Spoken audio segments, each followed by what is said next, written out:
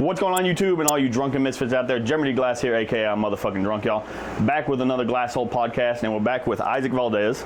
Good to have you on again, man. Thanks for having me. Wanted to bring him back. I know it's already been a short period of time since he's been on, but wanted to bring him back because one, he's just a blast to hang out with. Two, got something planned for today. He doesn't even know what it is. And this one, we're going to be talking all about beer. Well, not all about beer. We'll talk about other shit, but beer.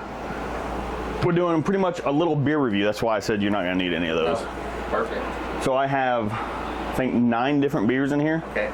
We're going to check them out. I think only 2 or 3 of them I haven't had before. Okay. And let's go ahead and start off with the Heineken. Okay, I've never had a Heineken.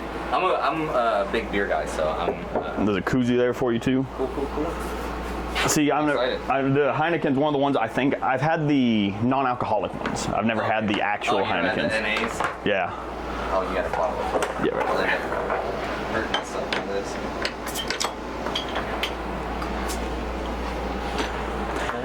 Yeah, no, I know we talked about the whole doing some tiki drinks and stuff, but obviously getting pineapples and the right rums and all that shit. Oh, it's a pain. It's a pain. It's expensive. Yeah. This, I figured, I was like, beer review. Yeah. Why the hell not? I love beer, so. And like I said, I've had the 00s, never had these. Okay. Brewed in Holland. So, I mean, fuck it. Oh, yeah. A little skunky, huh? A little skunky, kind of like a Corona, actually. You know, like a little... Yeah, like, I definitely get that. Not, I think the skunkiness part, but not as much as the flavor, I guess. Yeah, the flavor definitely is not like a Corona, but the skunkiness for sure.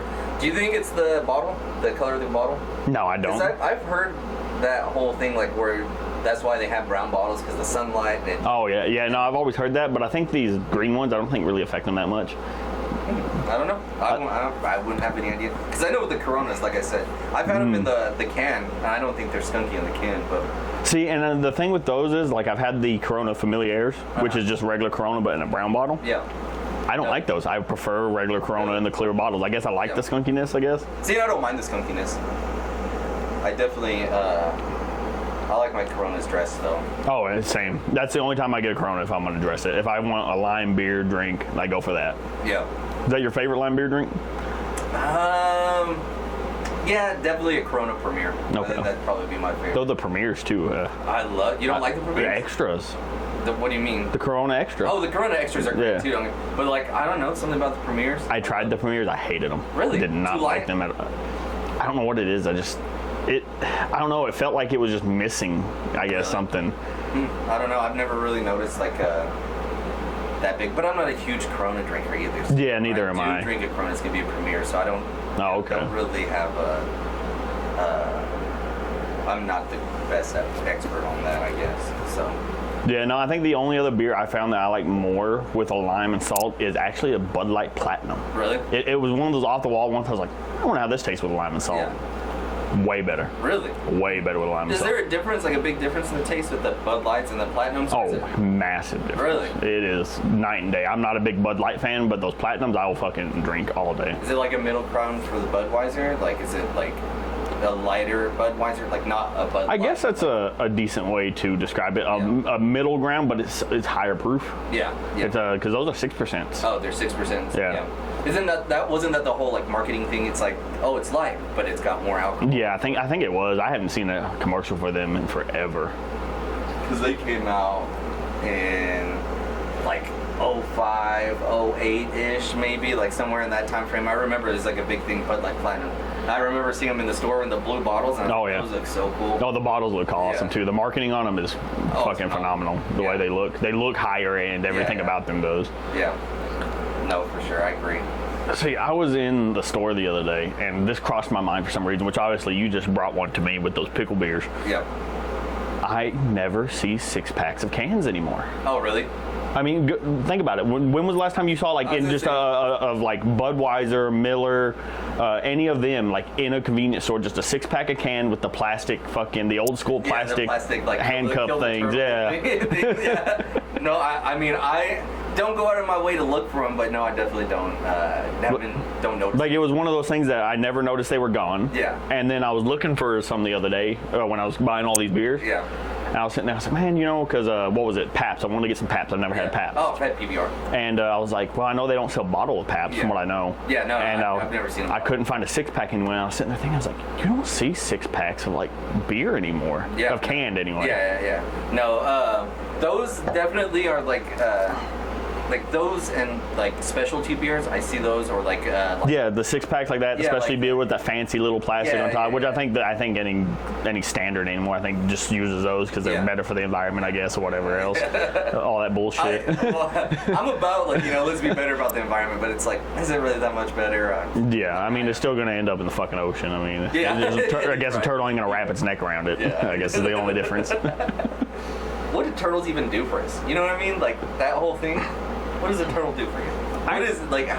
What is its real impact on the environment?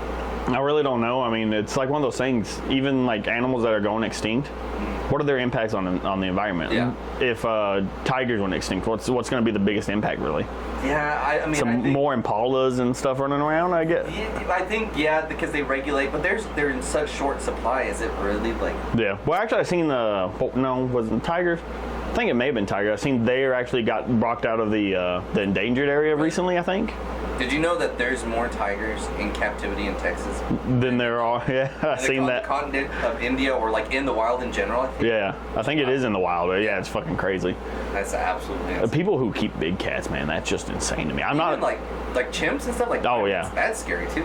Well, I can do like the capuchin monkeys and stuff like that. I can see those, but like actual like chimps and fucking those, no, chimps are fucking bloodthirsty, dude. Oh, 100%. It's just like you always wonder. It's like, when are they going to turn? When is it going to turn? Like, not if. When is it going to turn? Yeah, and see, that's why I guess the little monkeys are better, because I mean, if they turn, they can't really do anything. They can bite you, but it's like being bit by like a fucking cat, I guess, or something. Yeah, I mean, it'll fuck you up a little bit, but it's not going to like. But you can easily just grab it by the neck and be like, you're going to stop. Yeah. A fucking chimp though, and you can't do anything against that thing. Chimp, gorillas. I mean, not that anybody just keeps gorillas, but chimps are the. Yeah. Definitely. Have you seen that dude on TikTok that talks about animals and stuff? He just gives like random facts about them and everything. It's a black guy that he just holds like one of these mics. Yeah. Have you seen the one where he talks about the chimps? Apparently there's been this group of chimpanzees in the wild. It's like a group of 30 of them. They've been like hunting silverback gorillas with spears. I've seen that. Yeah. And they're like just going in. They're not fucking up the dad, or the mom, but they're going in. They're killing the baby, like trying to end the bloodline, I guess. I don't fucking know. It's wild. Yeah. There's a troop of chimps too in the wild that like actively hunt like smaller primates, like monkeys and stuff like that, and like eat them and stuff. And it's like I watched a video on it, and it's like it's kind of like it's literally like the Planet of the Apes. Like if they ever got large enough and population wise. Yeah. Because they're already using tools, and they said that the rate that chimps are using tools compared to the rate humans use them. They're like leagues ahead of us. Really? So if you think about it, they may be the future fucking humans. We'll see. I mean, if we don't ruin it before then. Oh yeah. We'll see. If they got a planet to rule by then. Baboons. Baboons scare the fuck out of me. Baboons? Their teeth? Their teeth. They're just ruthless. I seen one video that dude was talking about. There's a baboon that literally just snatched like a baby impala right in front of its mom and climbed up on a rock where the mama couldn't get to it because the hoofs and shit, and just ate it in front of her. I was like, absolute cycles. Yeah, those things are scary. I saw a video of baboons where they still, like from stray dogs, they steal puppies, and they'll raise the puppies, and they'll use them as guard dogs for like their troop. Like they live up on like this like side of a mountain or something like that. Yeah, and they like raise the puppies, they feed them and stuff like that. See, that's crazy, dude. Insane. That other animals know to do that. It's like one of the animals I find funny, learning about like this last year, cheetahs. Cheetahs are weak. Oh yeah. They're like one of the weakest animals in fucking nature, when it comes to like predators. Yeah. Because their bones, apparently they're super fragile. They have no like muscle strength like the big cat does. All they got is speed. Yeah, and they use that momentum. And they said most time when they hunt, they take down something, kill it. Hyenas roll up, they just gotta walk away because they can't do nothing. Yeah. So they're built for speed. And they say once they use that one burst, that's like all they got for like a couple hours. Yeah, they just gotta walk away at that point. Completely done. Yeah. I also read somewhere or listened to this somewhere else that there was an American cheetah, and like the what are they called? here it's like the American version of not gazelles, impalas, antelope. So, Okay. So that's like the fastest land animal on like the continent of North America, or just America. See, I didn't know we had anything like that. Yeah. I know we had like mountain lions and stuff, but yeah. So they say that they evolved to escape from like American cheetahs. Like that's why they're so fast, because they can run up to like 60 miles an hour or something like that, and like hold it for like a mile or something like that. Yeah. Like, which is absolutely insane. Like they're just built to run. Built to absolutely run. See, I seen one thing that apparently like cheetahs from like Africa and all that, or wherever they're from, they have like such high anxiety, like when they're kept in zoos and stuff here. Yeah. At one zoo, I think it's in Florida, they actually give them support dogs. Really? They take a cheetah and like a golden lab or something like that, really good support dogs, and they raise them together. And by the cheetah knowing that it's in its enclosure and stuff, it keeps its stress level down. They act just like brother and sister. They just hang out, rub on each other, you know. I've seen also that cheetahs are so docile. In some zoos, they walk them like dogs. They have harnesses. I completely forgot to turn this off before we started. Oh, it's probably super. It's probably the first time of the conversation. No, I know Wayland's. It was like just some background noise, but now that that's off, we should be fine. Yeah. At least it wasn't the whole thing. I was like, man, I'm getting cold. I was like, oh fuck, I gotta turn that off. Do you get cold pretty easy? That's been literally running all fucking day just to keep it cool in here. I was gonna say it's cool in here. It feels good. So. Yeah. Well, I try to keep it running all day so this room stays cold as long as it can without that running. Yeah. Of course, we got them clouds rolling in right now. It's not fucking blistering right now anyway. Yeah. Coming in from the north, hopefully it hits us. We got a little bit of rain the other day. It's supposed to rain tomorrow through like Tuesday. Yeah, well, I saw that. And they probably moved it forward again because it was supposed to rain today and it didn't. But it's supposed to rain like the past couple days. But you know how that goes. You know, yeah. It'll. Well, it's rained in Kermit the past couple days when we've been working and stuff. Must be nice, huh? Yeah, no, it was raining pretty good. Fucking, we need it though. Yeah, oh, for sure. What old man, huh? Talking about the weather. Like we're farmers or something. Oh, man. So, you've been drinking that private stock? Oh, or is that just here and there? I drink it here and there. I love that shit so much, but God, Do you drink it sparingly? Yeah. I barely go to a death. I need to go again. I have no fucking cigars besides this one here. Really? Yeah, I was sitting there looking at Jimmy's the other day, looking for some cigars. They didn't have nothing good. I seen one that caught my eye, and I picked it up. It said it's coffee infused. I was like, fuck, I hate coffee. Oh, okay. I knew that was going to be a no-go. Yeah. Dang. So you just drink it sparingly? Like, did you drink it straight or just shots? I will drink it straight, but I also love mixing it too. It just was like like a regular whiskey glass, just quarter can of Coca-Cola and a shot of it, with a big old ice cube in it. Yeah. A rum and Coke. Hell yeah. Cuba Libres, I like making Cuba Libres with them, which is just a rum and Coke with lime. Oh, okay. It's the only difference. See, I remember, going back, I remember seeing commercials back in the day where, like, Cokes were served with, like, lemon wedges or lime wedges and stuff like that, and I guess it complements it pretty well. I don't know. I've never had a Coke with a lemon wedge. Like I said, if you ever get a rum and Coke, just take half the lime, squeeze it in, garnish the glass with the other half. It's good as fuck. Hollis had a drink. We went to the horse races this past weekend. Yeah, I was going to ask about your trip and everything. It was a pretty good time. Betting on horses. You come back positive or negative? Oh, negative. Negative. Yeah. I'm not a gambler anyway, but I'll spend a little money whenever I go to Vegas or something like that. Yeah. But I'm not a big... I don't like to see my money go. You know what I mean? Especially something like that. See, the only time I'm a gambler is just with, like, people I know. Like... I will never play a house. I won't play in Vegas and stuff like that. I keep playing a house. But, like, if Texas would legalize fucking gambling, I guarantee I'd be up at, like, the fucking, like, Moon, for instance, up on, like, a Friday night. Yeah. A deck of cards, pick a table, and just people, y'all want to join in, $20 pot. Yeah. And just fucking, just play, low amounts, but make them out. Like dollar hands, like you pay $1 each hand you play. And, just small stuff like that, you know. I'd be down to do that. But no, Mariah showed up on Saturday and we went to the horse races. And mind you, me and Hollis had gone on Thursday. Okay. And, we were betting or whatever. Didn't come out positive. Lost, like $80, $100, something like that. And I was like, a lot of money, whatever. Went on Saturday and I was like, of course, Mariah's going to want to, bet and that's part of it. You go to a horse race to bet on horses and see whatever. And, we lost, like, the first 3 races, and then the 4th one, she's like, okay, I'm going to do, bet on these 3 finish first, second, and third. And it was like, she put them in, went and made her bet, and we're like, okay, hopefully it hits, you always hope it hits. Or whatever. Oh, yeah. And the horses finished, and we're like, looking at because they have a TV and it like shows you like in slow motion, like, you know, where they crossing. We're like, oh, we hit. And I was like, oh, we'll probably get $30 off of it or something like that. Went and like redeemed our ticket, like won $400 off of it. Oh, or something nice. Like that. Yeah, so it was nice. And Mariah was all like excited. She's Oh, like, yeah. First like bet I've ever won. Like, you know, pretty good payout. So Yeah, no, I've seen some of Hollis' snaps. She was feeling good Oh, once some of those yeah. nights. She was, Hollis did too. It yeah. looked like. yeah, Mariah's lit up. we all were. It was like, Oh, that place y'all stayed at looked nice as hell with Oh, the porch dude. and everything. oh, it was so nice, dude. The view.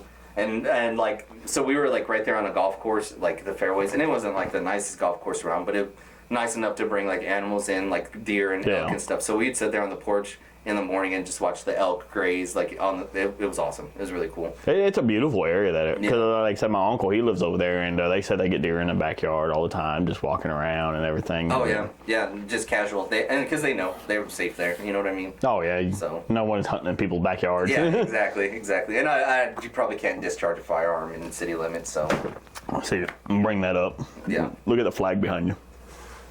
Oh no, Yeah. what happened? That first night I had that shotgun, I bought it from I'm not gonna say his name or nothing like that, and Mag was out of it when he gave it to him. Put it in a box. He just put it in my car. Yeah. Because I was at work and stuff. He just put it in my car and everything. And you know, the first time ever that I've never checked a gun, and that's all it takes is that one fucking time. Yep, 100%. And I think what it was, like every gun that anybody's ever handed me, I've checked right off the rip. Oh, yeah. And even at like gun stores, I watched them unload it. Even people in person, I watched them unload it. And Yeah. they hand it to me, and I still check it. Yeah. I think it was the fact that he set it in my car, and he didn't hand it to me. It sat there for the drive back. I had to go to the pharmacy, my grandma's house, to drive back. Yeah. I think it was just, you know, I'm sitting there, it's the mag's out of it and everything. I get home and I'm looking at it and stuff. It's this one right here. The old bullpup. I was gonna say, hopefully it's. I know it's unloaded because I don't got no ammo for it, you know. But I was just sitting there looking at it and stuff, and I started messing with the foregrip, checking out the laser and the flashlight on it. Yeah. And I was like, okay, here's the safety. It's right there with the finger, right in front of the trigger. And luckily, I was still following other, you know, gun safety rules. Don't point at anything you're not willing to destroy. Yeah. And I was like, oh, I wonder how the trigger pull on it is, you know, to see if it's a hair trigger or not. Yeah. Pulled that motherfucker. Did it scare the? Oh, it scared you should have seen my face. It scared the absolute living fuck out of me. I was sitting there. I was like, God, I put the gun down. I'm sitting there for a minute. Surprisingly, it didn't make my ears ring. Surprisingly, Really? being a 12 gauge. Your adrenaline was probably pumping like And beyond belief. I'm looking at the flag. I'm looking at the wall. And I'm sitting there. I'm like, dude, the cop's going to be here in like 10 fucking Oh yeah, minutes. somebody's gonna call the cops. Nobody called. Cops never showed. It went through this wall here. Like I said, luckily, too, I shot at the inner wall and not the outer wall because that would have sucked having a hole just to the outside. Oh yeah, absolutely. It went through this wall. It went through that kitchen wall there, too. yeah. And I went inside. I patched the kitchen wall up and stuff. This side I didn't patch. It's so funny. I mean, it's not funny because that should never happen. Yeah. You know what I mean, but You know, I mean, like I said, all it takes is that one time. The one time I've never checked a gun, and it just happens to be that one fucking time. Yeah. Luckily, too, it was birdshot. oh, okay, so Small BBs, I guarantee if it was buckshot, it probably would have went maybe through another wall. Yeah. Maybe through the fridge or something. Oh, yeah. Or a slug. Thank goodness it wasn't a slug. Yeah. And it was literally like, for what happened, it was best case scenario of a bad situation, luckily. Yeah. Wasn't pointing at nothing, luckily I wasn't pointing at my TV, my computer, or nothing like that. Wasn't pointing at no animals, nobody else was in the house. Yeah, thank the Lord. The only thing that was damaged was that flag in the wall, yeah. you know. And I was sitting there, I was like, God, man. Did And it just pepper the wall, or did it put a little bit of a hole in it? no, it burst through that whole wall and burst through that whole back wall, too. God. The only thing that stopped it was that back door. It's one of these, like, hard-ass wood doors. Yeah. It caught all the BBs. Really? I imagine they probably wouldn't have went much further than that anyway. Yeah. After going through 2 walls and shit. Yeah. Being birdshot. Yeah. And, no. Like I said, it's just one of those things, the one time. I don't know how to pull the bolt back, or I'd check it. It's just like an AR. Is it? Oh, it's just heavy? Okay. Dang. I don't know how I feel about the pistol grip being so far forward. You know, I wasn't what I was worried about was, see, I'm still checking it now. I'm still been on it. What I was worried about with it was the action being right fucking here. Yeah. I thought it was going to be loud as shit. Like I said, it wasn't that loud, luckily. And yeah, no, it wasn't bad. At least no, it shoots good. Yeah. It shoots, You know, so. like I said, it came with a high good fucking flashlight, laser pointer, Yeah. and everything. And Did you get it for home defense or just to have, or? I want a good. You've probably seen I've been on a little bit of a gun buying kick here lately. Yeah. I want a good handgun, a good shotgun, and a good rifle. So I got the good handgun with the Beretta. I got the good shotgun with this. Yeah. And I think I'm probably gonna go AK. Yeah. AK or a bolt action. I'm not sure yet. Cool thing about this thing is this mag. I haven't been able to get it the fuck on. It's designed to go on the rails. Oh, okay. But I have had hell getting this thing on them. Yeah. I don't know if it's just a bad design. Maybe it's just it takes a lot of wear in because this gun hadn't even been fired before I shot it through the fucking wall. Really? Yeah. Oh, yeah. So it's probably just the paint on the rails or something like that. Something like that, but it's designed to where it'll lock in and you can use this as a grip while you have a mag in here. You can drop a mag, pull this off, and then reload. Yeah. Pretty cool design though, and only $300. Oh, really? Yeah, I paid. They said the guy I'm buying it from, I know him. He knows me, so I'm paying him. I paid him $160, and I'm paying him another $140 payday. Hell yeah. That's cool.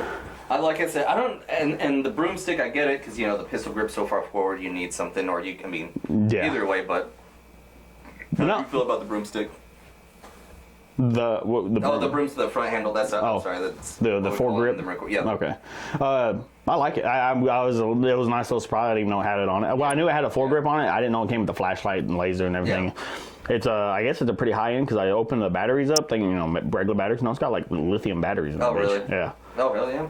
So it was a nice little surprise. I enjoy it. I didn't even know that was all one thing.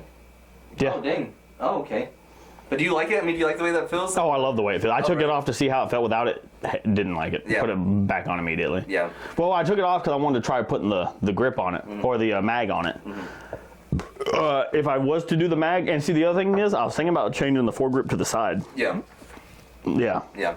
I was thinking about that too. It's just something I have to play with. I know you and me needs to go shooting. Yeah, for sure. I just need to get some shotgun shells for that. I got a 50 round box in there for the Beretta. Yeah. And I got the little 22 as well. Hell yeah. Now, why bolt action? What's that? What's the idea behind a bolt? Like a deer rifle, or like what do you? Fancy. I'm thinking like an $1,800, $2,000 rifle. Like Golly. they have this one in there that's at the gun shop there in Kermit. It's fucking beautiful. American flag painted on it, and it's just the twisted barrel. Oh, is it that the one that they had on display? Yeah, the one on the right that you said you looked at. Yeah, that one. Something like that. Yeah. If I'm gonna go bolt, something like that. If not, like I said, AK. Would you ever go like deer hunting or anything like that? Would you go hunting? Are you a hunter? Can't say this on camera, but I would love deer hunting. Yeah. But I'm talking about like, I guess go get a tag and. I would love to go actual deer hunting. Sit up at a blind or go walking through the woods tracking one down. I would love something like that. I would love to hunt with a bow. Yeah. Bows fascinate the fuck out of me. Takes a lot though. They fascinate me. I want a good bow so bad. Yeah. Like just something I can, because that's something you can fucking shoot that in town. You ain't gotta worry about it. Oh yeah, for sure. I can sit here at that long ass fucking parking lot, move Dalton's car, move my car, put a fucking target over there at the garage, and just sit there and shoot at that. I would love something like that. Yeah. The only problem with the bow, like bow hunting, is it's a big learning curve. Like if you've never really spent time around like shooting a bow. Like it's a thing, and especially like hunting wise, because you got to get pretty close. You got to get pretty close, and you gotta, if it doesn't kill it, you gotta track the motherfucker afterwards. You gotta sit there, track it down wait for it to fall over and die. Yeah. Yeah, no, I love guns. I love them. And like I said, for some reason, you've seen, I've been on a gun kick this last few months for some reason. About 3 guns in fucking 4 months, something like that. Not a bad investment though. But like I said, I think it came down to I was sitting there thinking about it. I wanted to carry because this world just got fucking crazy now. Yeah. I wanted a good shotgun mainly for home defense and just to go out and shoot and have some fun with. Yeah. I got the 22, just a little fun shooter. Yeah. And then, like I said, I want one good rifle as well. Yeah. I think that should be something that every home should have is a good handgun, good shotgun, and good rifle. Every home in America should have something like that, I think, anyway. Yeah. Every home without a felon in it. True. Yeah. True. Everybody who can legally own a gun and is in the right mindset should, Yeah. But you know what I mean, as far as like the standard household should, it's a... I don't know. I mean, I definitely am biggest Second Amendment guy and all that stuff. I do believe it's your constitutional right to be able to bear arms or whatever. Yeah.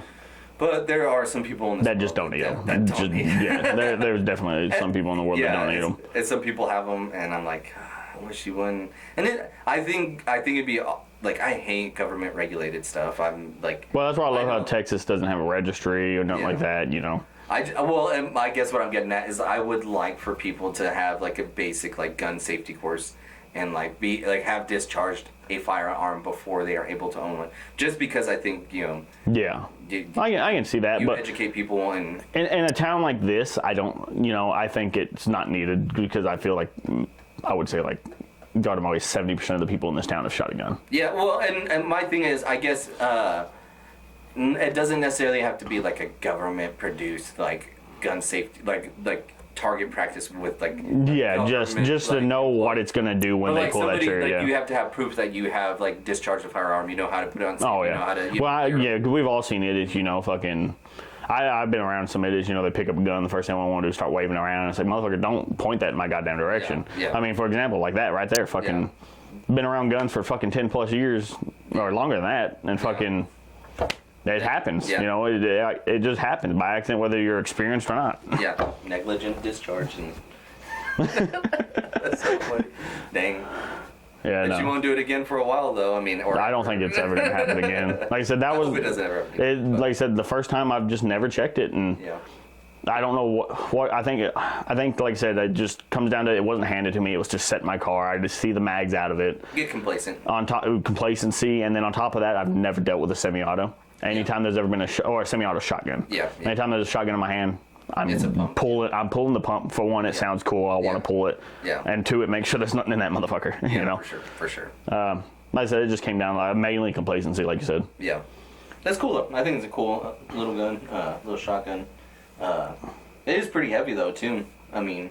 Yeah, I think like breaks in, you don't have any rounds, you can beat them with it. It's so short too. That's what I like about it too. Like, I don't know. I think you're gonna enjoy it once we go shooting with them. Yeah, I'd love to. I mean, I'd love to put some rounds through it or some shells through it. So, just see what's. Oh yeah. Excuse me. I don't have a whole lot of experience shooting shotguns, so. See, that's what the guy I bought it from too. He's like, he said he's never touched a shotgun in his life. He was in the military, but he's never touched a shotgun or anything. Really? He only knew the M16. That was all he knew, and his handgun. That was it. Really? Yeah. And he was telling me, he was like, yeah, no, that's the reason he didn't know how to cock it or nothing. He's like, I've never touched it. He's like, that's the reason. He was upset because it was his son's, and he was like, he was handling a loaded gun that entire time, and he didn't know how to fucking, you know. So he was upset about it when I told him about it. Yeah. Well, I imagine it's like, ooh, and it's always a good, as long as nobody gets hurt, it's a good learning. Yeah, it's a good learning thing. Like I said, it definitely put me out of like you said, it put me out of the complacency for sure. Like I said, I will know now, even if it's not handed to me, even if I buy it from the gun store and bring it home, I'm still going to check the thing. You got to clear it. Make sure it's cleared. I mean, it's just a good rule of thumb no matter what. Even if you, like you said, it was like there was a rule in the Marine Corps, if you're going to hand somebody your rifle, you have to clear it every time. See, I do it too. Anytime I hand somebody a gun, I clear it. Yeah. So, and it's just, it's good procedure. Oh, that's all it is. It's a good learning thing for anybody to know. Clear it and then check it too. Yeah, because it's easy to like think you've cleared it, and then like somebody else checks in. It's like, oh, there's a round in here, or there's whatever. Yeah, maybe you didn't pull it back all the way to eject it, but I mean, like I said, if I don't see a bullet hit the floor or something, if I don't find the bullet before I hand it to somebody, I'm like, hey, let me double check that. I don't see a bullet on the floor anywhere. That's wild. So now, have you? What'd you do last weekend? Did you do anything? Last weekend, what did I do last weekend? I had a 3-day weekend. Yeah. I don't think I did anything though. I think I just chilled. Played I love playing that VR chat. Oh yeah, is that what you do? No, like I said, it's just like a virtual bar, which I don't even put on the headset. I just get it on the computer because you can do it desktop, and I just sit there, drink beers, talk to people. It's just a good time. Really? Yeah. It's just literally like it's reality. All it is a chat room with mics. Yeah. And you can customize your avatar with what you want.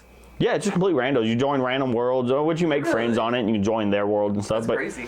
I like to troll on it a lot. Yeah. I have these like disgusting looking avatars. Yeah. You ever seen Meat Canyon videos? Oh, I have to show you those one day. They're funny videos. It's got like a disgusting Bugs Bunny. Look like he's cracked out on meth. I know what you're talking about. I have seen. Okay, I got that as one of my avatars I walk around in. People are like, what the fuck is that? You know? And stuff like that. But like I said, it's just, I like going on there talking, drinking beer. I found a dude last night. I didn't even plan on staying up last night. Yeah. I stayed up like 1 because I met this one dude on there. Read his bio and stuff real fast. Just clicked on his name, read his bio, and it said the drunken stormtrooper and stuff. We started talking, we fucking drinking. I started down in teas. He started down in whatever. I think he had White Claws. Yeah. We were just fucking drinking, having a good time. Hell yeah. Ain't nothing wrong with that, man. It's a cool little fun game. You should check it out. It's free. Yeah. What is it? You can play it on that Steam. Well, you don't have Xbox. I mean, you have Xbox, not computer. You don't have the computer yet. I'm not that advanced. Yeah. Yeah, no. But no, it's definitely a cool little fun game. Yeah. So what do you think of the Heineken? What would you rate it at? 1 to 10? We're doing 1 to 10? Just a simple 1 to 10. You can do points in them. Okay, let me think. I would say a 6.3. I was thinking this right in the same area. Yeah, 6.3. Not because if somebody handed me a Heineken, I wouldn't be mad and I would drink it. Oh yeah. I'm not gonna ever go out of my way to buy. I think I'm in the same boat as you. I was thinking like a 6.5. 6.5. And I was same reason. Like I'm not gonna go out of my way to buy it, but if it's at a party and that's what they got, I'm gonna pick it up and drink it. I'm not gonna be upset about it. Yeah. It's not my first choice, not even like my third choice. But yeah. I wouldn't turn it away. But it's nice trying something different too. Yeah, you know what I mean? That's what I like too. Yeah, trash cans in the same spot. You ready to move on to the next one? Yeah, let's try the next one. This one I think you had. I think you said you had it. Oh yeah, I've had Lone Star. I've never had Lone Star. Really? Never had Lone Star. I saw it and I was like, I've never had it. Let's give it a go. It's a Texas beer. I do like Lone Stars, so. Good to know. You already knew it was Twist Off. I didn't know. Let me look dumb first if it wasn't. Hell yeah. Oh, easy Twist Off too. That's nice. That's a. Oh wait, I think they have stuff at the. Oh, it's too late. No. At the bottom of the caps, I think it's like little like. You know what Mad Gab is? It's like like. You have to say it quick and you like try to. Oh, okay. Yeah. I know what you're talking about. Like that, or it's got like little like pictures and stuff, and you try to figure out what it says. No, okay. It's like a little entertaining thing, I guess, what you do when you drink. But yeah, no, I saw these and I was like, Texas beer. Never had it before. Got to give it a go, obviously, for being a Texas beer. Yeah. Like I said, it's already got a point because that's easy to Twist Off. Yeah. I've seen there's some beers like I cannot. You'd sit there and crank Smirnoffs. I don't know why they fucking that is on so tight. I have to always put it like under that and twist it. Like cuts the fuck out of my hand. Let's see.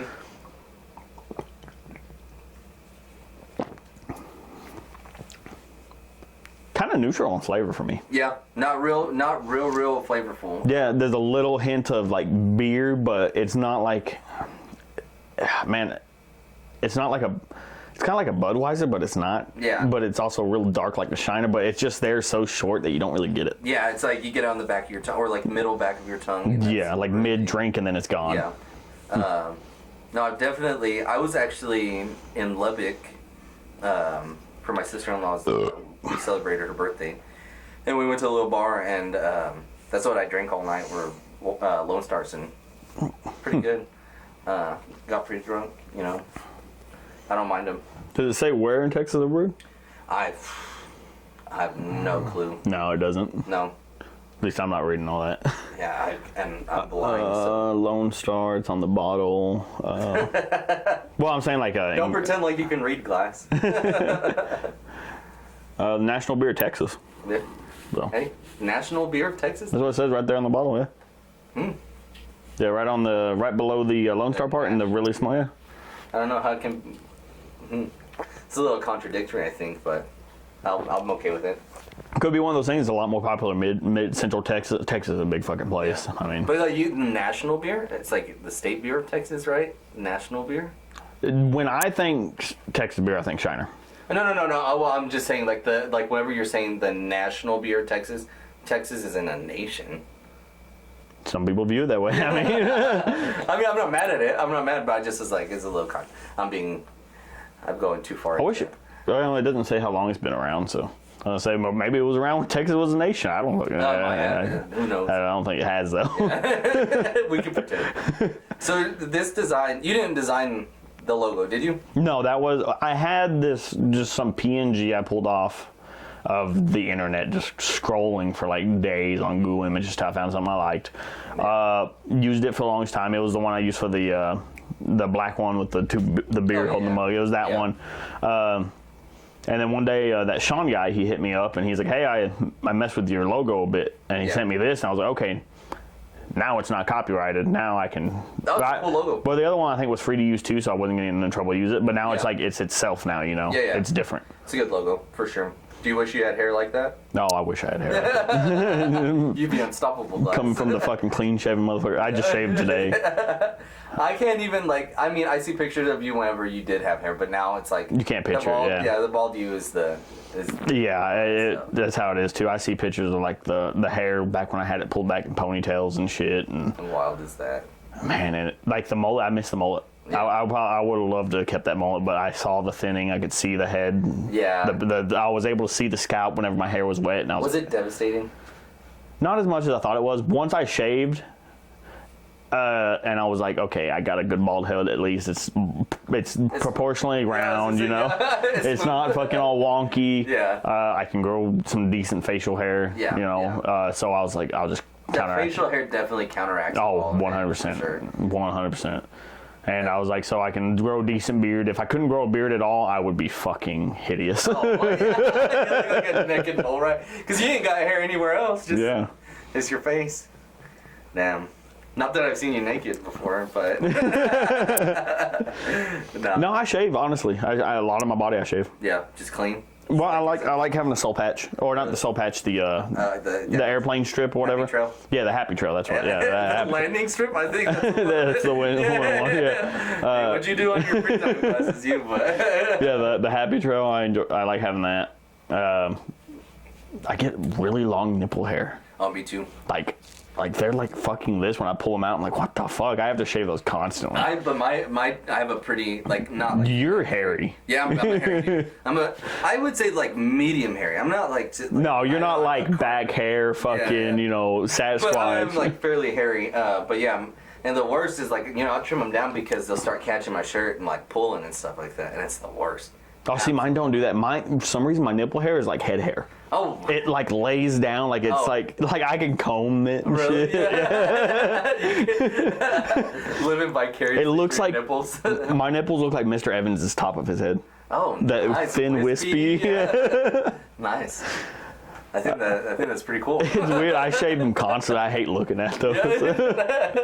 That's pretty funny. No, mine are, just normal chest pubes, but around my nipples, so nothing crazy. Dang. Do you ever? So you don't ever watch your videos, right? Never. Never. I've seen the clip of me and Waylon talking about shooting naked and fucking jerking off in the air. Yeah, I've seen those because just some little short clips I can watch here and there, but. Hate watching my videos. Hate my voice. Yeah, I was gonna say, how do you feel about your voice? I hate my voice. Really? I hate it. Is it what you imagine your voice sounds like when you hear yourself talk? No, not at all. I don't think anybody's really is. Oh no, I listen to my voice and I'm like, I kind of got a high pitched voice, and I watch first 10 minutes of the podcast we did before this, and I couldn't. I can't do it. I never can. I was like, I sound like an idiot. I feel, I don't know, I think everybody's like that, honestly. I really do. They don't like their voice. But your voice, whenever you talk to me, sounds normal. Like, you just have, a normal voice. See, to me, in my head, it sounds great. Yeah. Like I said, in my head, I guess it probably sounds like maybe you're hearing it, I guess. I don't fucking know. Yeah. The best way I can describe the way I hear my voice when I talk... Bruce Buffer. Bruce Buffer? I was like, no. No, just kind of like your typical... Just your standard voice, run of the mill. Not even standard, your typical, big bald redneck. Oh, and not even since I've been bald, but even before that, if you saw a big bald redneck on TV. Yeah. That's how I would picture my voice sounding. That's not what I get whenever I talk. Really? Because you do have kind of a distinctive voice. I would be able to pick your voice out of a crowd. Mm-hmm. I would think. I don't know, but I can't just generalize your voice. You know what I mean? I don't get big redneck. Yeah. I don't know. I'd have to think about it. See, and I've had some people tell me that aren't from around here that you're fucking the most Texan fucking thing I've ever heard. Yeah, I'm like, I don't have that bad of an accent. Yeah. You know, in my mind, I don't have any accent at all. But to them, they're like, no, you're fucking Texan. Yeah. And see, your voice, I don't know. I wouldn't say high-pitched. No, I don't know. Nasally, maybe? Maybe a little bit nasally? Yeah. On, especially certain words. Yeah. But no, it sounds normal. You know, like that's how it is for everybody. To everybody, everybody's voice sounds normal, but to them it sounds horrible. Yeah, I hate my voice. So, it's definitely fine. I remember one time I was in Miss Gunn's class, and we were talking about voices. It was like the same subject or whatever. And Waylon got brought up for some reason. And I was like, she's like, oh yeah, he has a super nasally voice. And I was like, laughing, like, haha, Waylon. And she's like, you do too. Like rose me. I was like, yeah, you're right though. You're right. But I was like, haha, like, you know, making fun of Waylon. But then I got checked real quick. Yeah. And it hurt a little, but I'm fine. Don't have a complex now, but yeah, no, because I think one of the most times I got picked out like for accent more than anything was when I was talking to that wrestling promotion up there in Kentucky. Oh, Kentucky. While I was in West Virginia, and the school was in Kentucky. Okay, yeah. And I was talking to him, you know, everything. I was like, oh yeah, no, I'll see y'all around then. He's like, hey, wait. You know, I was about to hang up. He's like, Texas. I was like, what? He's like, you're from Texas. I was like, how'd you know? He's like, there's multiple states that use y'all. He said Texas's y'all is a distinct y'all. Yeah. And he said it's so distinct. And Fixin' To apparently is one of our other big ones. That's only like a Texas fucking thing. And it doesn't make sense outside of Texas. Oh, it makes no sense.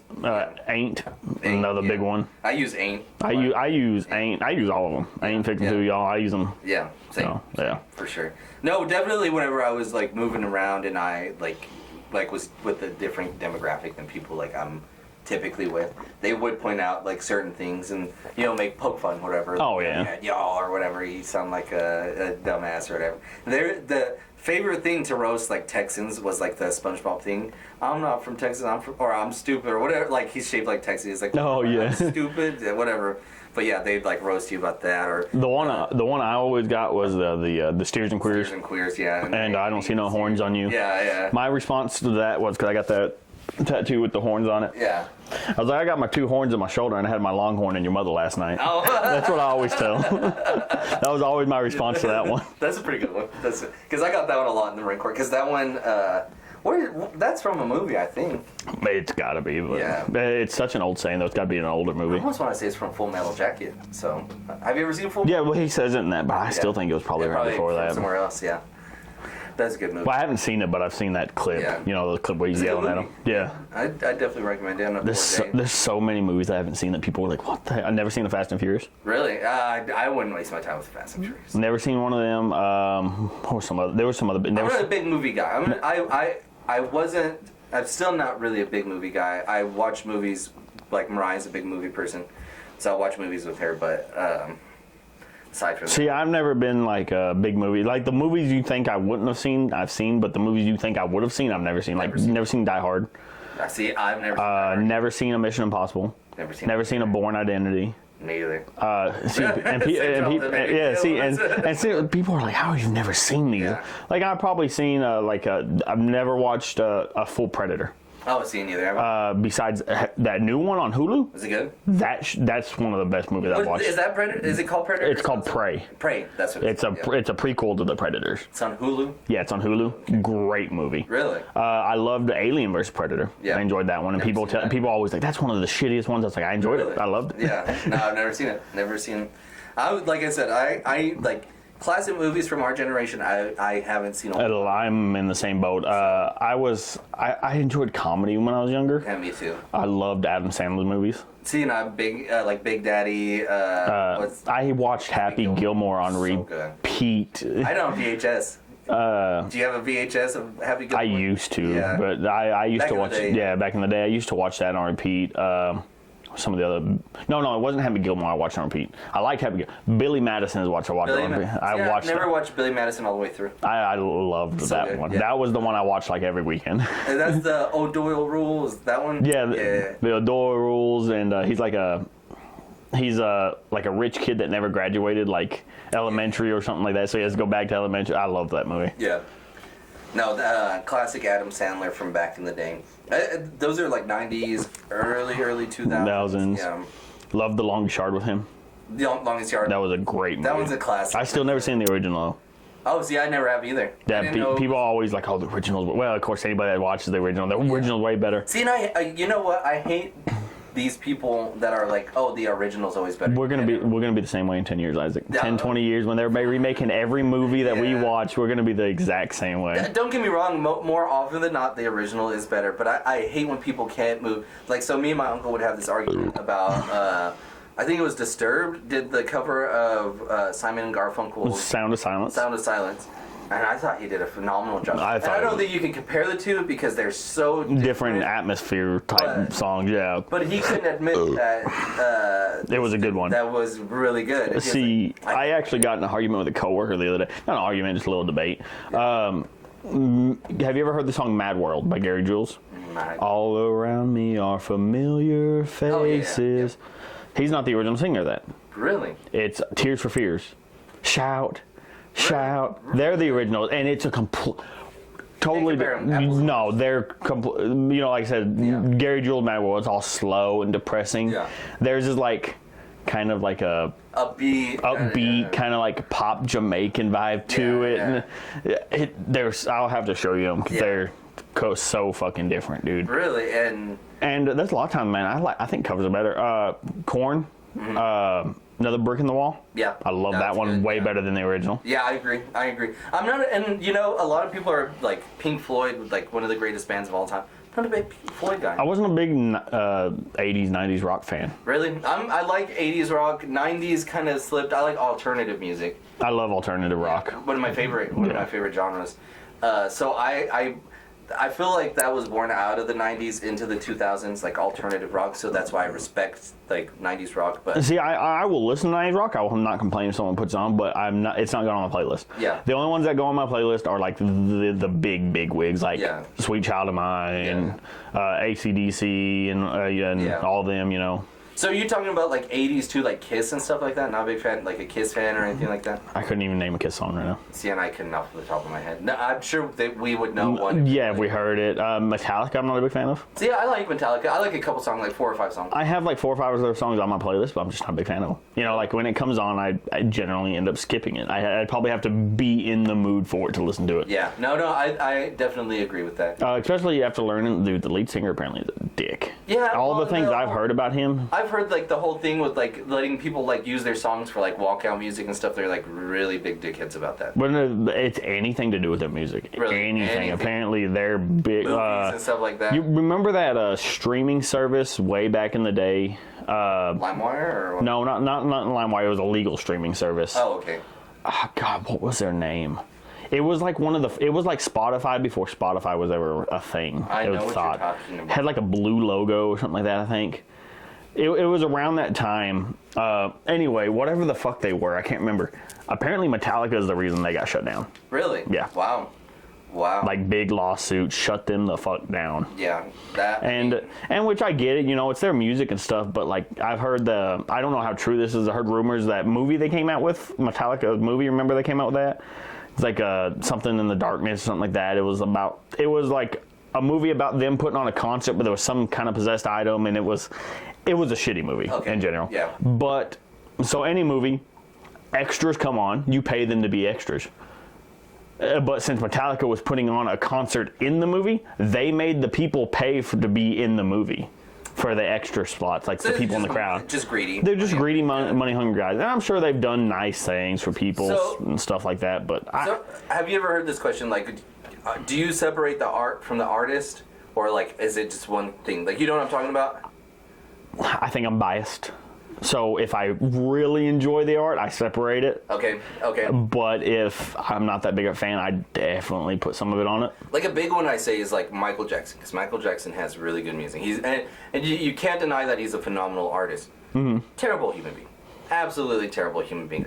See, I think he's one of the ones I don't necessarily separate because I listen to his music when it comes on. And I guess since we were so young during all that shit going on. Yeah. But if you were like our age now and that was like all the allegations came out and you're like, oh, I can't listen to his music now, like, you know. I think I would need proof. Yeah. I think it'd have to be more than just allegations. Like definitive guilties and stuff. So where do you land on Michael Jackson? Because I feel like that's a little controversial now. Like, I feel like you're kind of not defending him, but you're like, was it true? I don't think I know enough about it to really comment. To say anything. Yeah. I think he's just one of those, like I fully, completely separated him from the artist or from the art because I just listened to his music. I don't know really nothing about him. I don't know nothing. I've never looked into the trials, never looked into the proof, never looked into the allegations. It just completely in the back off of my. I don't know if he ever even went to trial or if it was always just allegations. Yeah, see, I don't know. Yeah, see, and I know that there was a lot of compelling evidence and a lot of like people like saying like he did do it. But again, the way the world is too, it's like I want to refrain from saying like the Me Too movement because it's really sensitive, obviously. Like, but people do it for money, people do it for fame, for their 10 minutes of fame and spotlight. Or and that's the thing too. I think when it comes to something that's so old like that, it's hard to know what the motive is. It's hard to know if it was consensual then, but now they're upset or something, so they change it. Yeah. It's just a very controversial thing nowadays. For instance, I can show a bias that I show in this. What's his name from The Ranch? Bearded dude, the brother. He was on that 70s show too. I never watched that 70s shows. See, that's not. That's one of those people are like, what the hell? See, you're disappointing me. You let me know. I get it. But him, I loved his character in The Ranch. I think that entire show died whenever they took him off of it. I do agree. And I think some of the allegations got completely dropped because they were just completely false, but I know some others haven't, and I don't know if they got in the quarter yet. Completely biased. I think I will watch his show, and I will continue to like his stuff if he puts other stuff out. Yeah, so I agree with you. I definitely agree with you, with that show, because I stopped watching The Ranch after that season because it did it. I finished it, but it wasn't the same. I couldn't. But there's this whole thing. It's like a political thing. So you're in a political race. You're running for a senator or whatever. And it's a classic move or whatever. It's like, oh, I heard you were a pig fucker. But if you answer it, you're like, no, I'm not a pig fucker. It's like, oh, why do you have to defend yourself? Because if somebody was innocent, they wouldn't even have to say anything. If you don't say anything, it's like, oh, you're trapped between a wall and a hard. I've always hated the. A rocket. No, I've always hated the fucking. He's getting defensive, so it must be true. Yeah. Because I'm just a defensive person. You accuse me of something, I'm going to get upset and I'm going to get angry. That's just who I am. Yeah. And so I've never liked that whole he got defensive, so it must be true thing. You can definitely tell, though, when people do get defensive and it's like, you can tell it's like they're uncomfortable. That's whenever it's like, you can, like, your bullshit goes off or whatever. But there's also, like, a point where somebody's, like, a little bit embarrassed or, like, you kind of catch them off guard and that's when they get defensive. You know what I mean? It's, like, honest. Well, see, I'm just an angry guy, so I just get mad. I mean, like, I'm getting to the point, like, we're going to fight, motherfucker, you keep it up, type of person. I feel like you're not as angry as you think you are. I mean, maybe I haven't ever seen it, but I feel like you're a pretty docile human being. You can take some jokes, like, you can, especially, because I think I've seen you, like, at some points get, like, annoyed and, like, kind of, like, not fed up, but, like, but you're a good sport. When it comes to people I know, I'm really patient. Okay. People I know, technology, no patience at all. I will literally take a phone, smash into the fucking ground if it does. Technology I'm bad about. People I'm pretty patient with.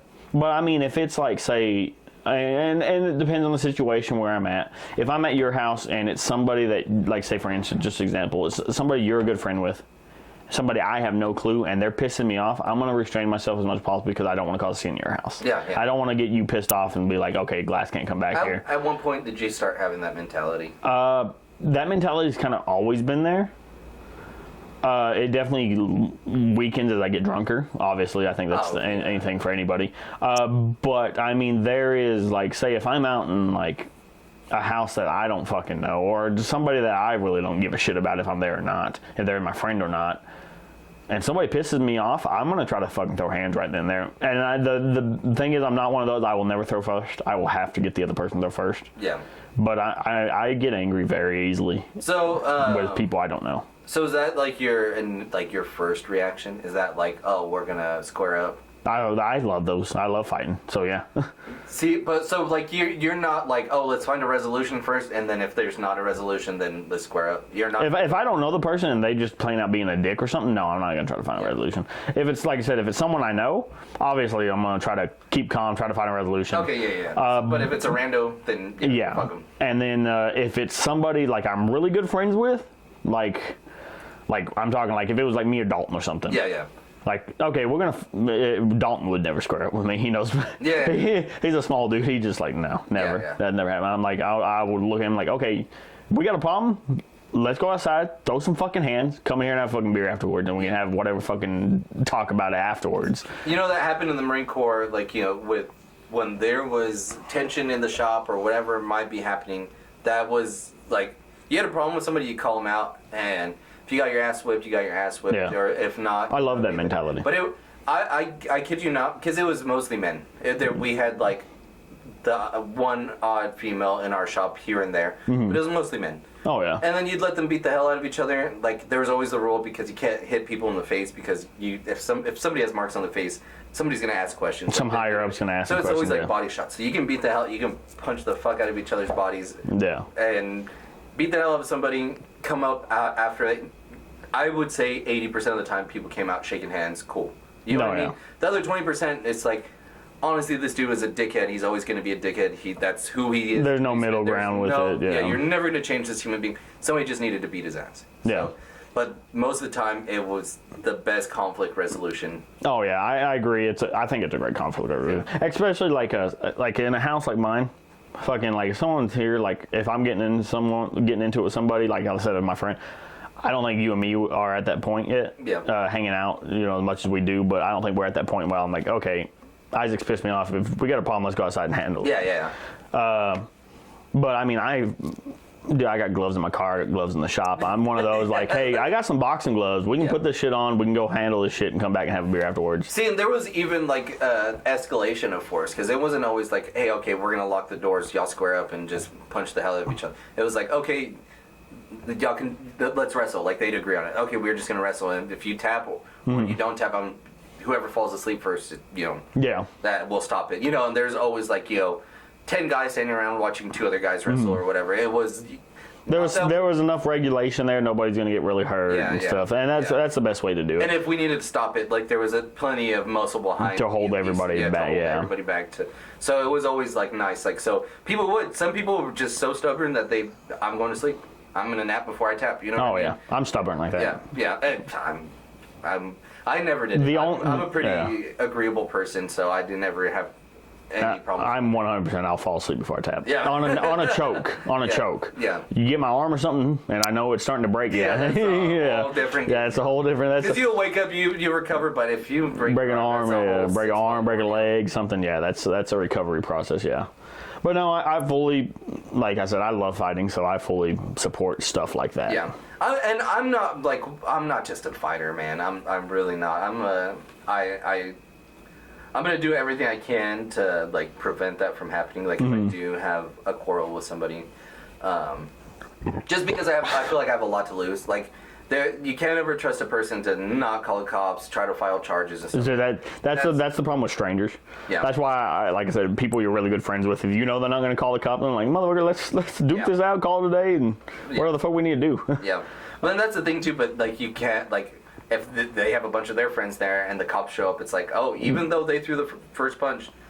That's Because if that happened with us, I would absolutely lie for you. I'd be like, yeah, no, that guy started it for sure, even if you started. You know what I mean? Yeah, no. See, and that's what, like I said, I guess since like I said, I did that MMA for a little bit, I guess that's when my mentality is different. Is the reason I like doing it among friends is because there's always that mutual, like, hey, I'm not going to pick that rock up off the ground and bash it over your fucking head, you know, because I'm losing. Yeah.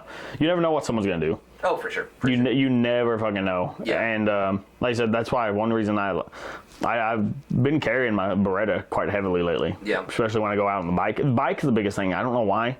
I feel like you feel vulnerable. I imagine you'd feel pretty vulnerable on the bike. Well, even like when I'm off the bike walking around, I don't know what it is. It's just something about it. Like I guess the vulnerability from the bike maybe transfers into like even walking around. Yeah. And I feel like it kind of paints a target on your back because they're like you see somebody riding a bike, especially somebody that looks like you. They're like, oh, he thinks he's a tough guy. I'm out to prove myself. Oh yeah. Pick on Mr. Tough Guy. You know what I mean? See, that's actually a funny story. From wrestlers. Yeah. Kane and Undertaker, you know who they are. Yeah. 7 foot fucking monsters. Yeah. And they said that was one of their biggest issues, like growing up. They go into a bar or something like that. And there's some drunk dude in there like, oh, they're fucking fake. They don't do real stuff. I can type these. Yeah. And it's not the people you want to mess with either. 100%. Yeah. 100%. And, you know, they got to sit there. They got to die down the situation because they're celebrities, you know. Fucking that. I would hate to be a fucking celebrity. I hate it. Anything you do, you're crucified for. Oh, 100%. Any fucking thing. Absolutely. And it's funny you bring that up, too, because I was talking to my wife about that yesterday, the day before, because we were watching, there's this show on HBO, it's called Hard Knocks, and it follows, like, the NFL training camp and stuff like that. And there's some guys on there that are, you know, super rich, but they're not famous, you know what I mean? And I'm like, if I was going to go around, that's what they're making, like, the paychecks of the famous people, but they're just so low-key. Under the radar, like, or they just kind of blend in. They're not a noticeable face, but, like, the quarterbacks and stuff like that, like, you know, the front men, I'd hate to be that person. Oh, 100%. On that, in that situation, yeah. I mean, there's a few, because like you said, I couldn't name you one offensive or defensive lineman.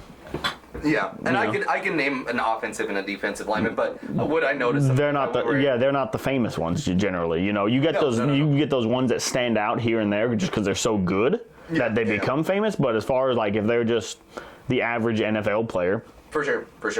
Yeah. I'm gonna go piss and we'll grab another one. For sure. Oh, I already broke the seal earlier today. Oh man.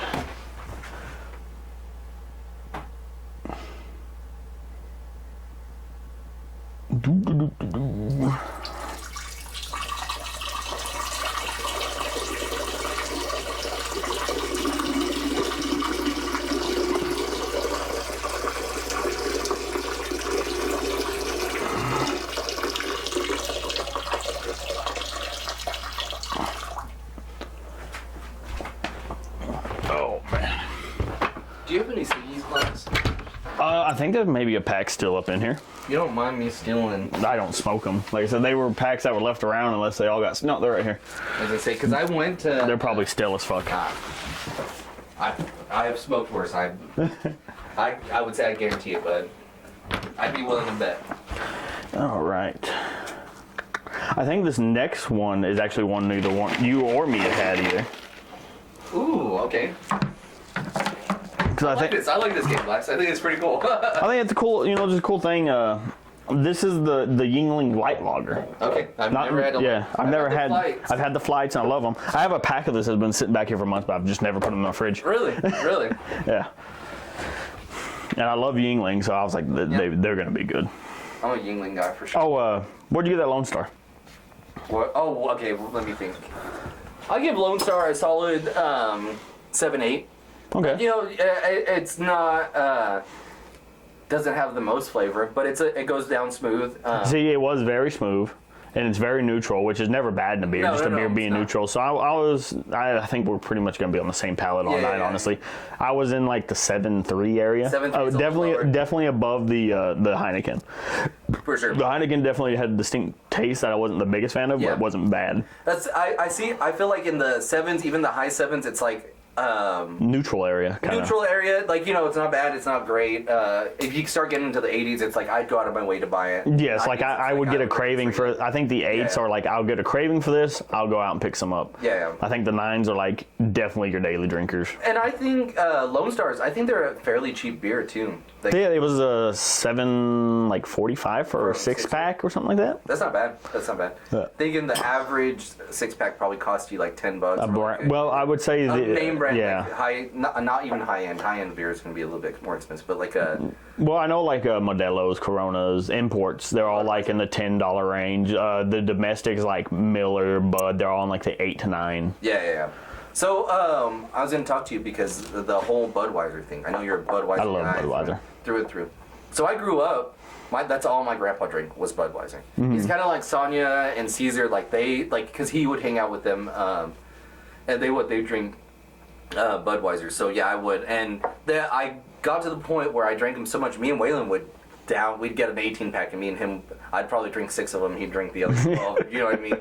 And get absolutely plastered that I had too many hangovers on Budweiser. And now I'll drink a Budweiser, but it's like. See, there is the 3 things I've already heard from people who drink Bud, or not just drink Budweiser, who have drank, is either Budweiser is too sweet, they don't like it. Yeah. That's always one of the first ones. The second one is, I was younger, I drank Budweiser. As I got over, the hangovers got too bad, so I quit drinking it. Oh, see, look, that's exactly. And then the third one is either you're just a Budweiser fanatic through and through and you love it. Yeah. So I definitely get that. Those are the three I always hear. I always hear the second one a lot. Like, I drank Budweiser when I was younger, but now the hangovers are too bad, I can't handle it. And mind you, this younger was like 15, 16, 17. Like I would say 17 to like 21 area. Yeah, see, and I was a little bit younger because, like I said, I would steal them from my grandpa and stuff like that. I was like, or we'd find a guy to buy us like an 18-pack. But yeah, that was my thought. Like, It's got a very distinct taste, very distinct, so? and I don't know if I like it.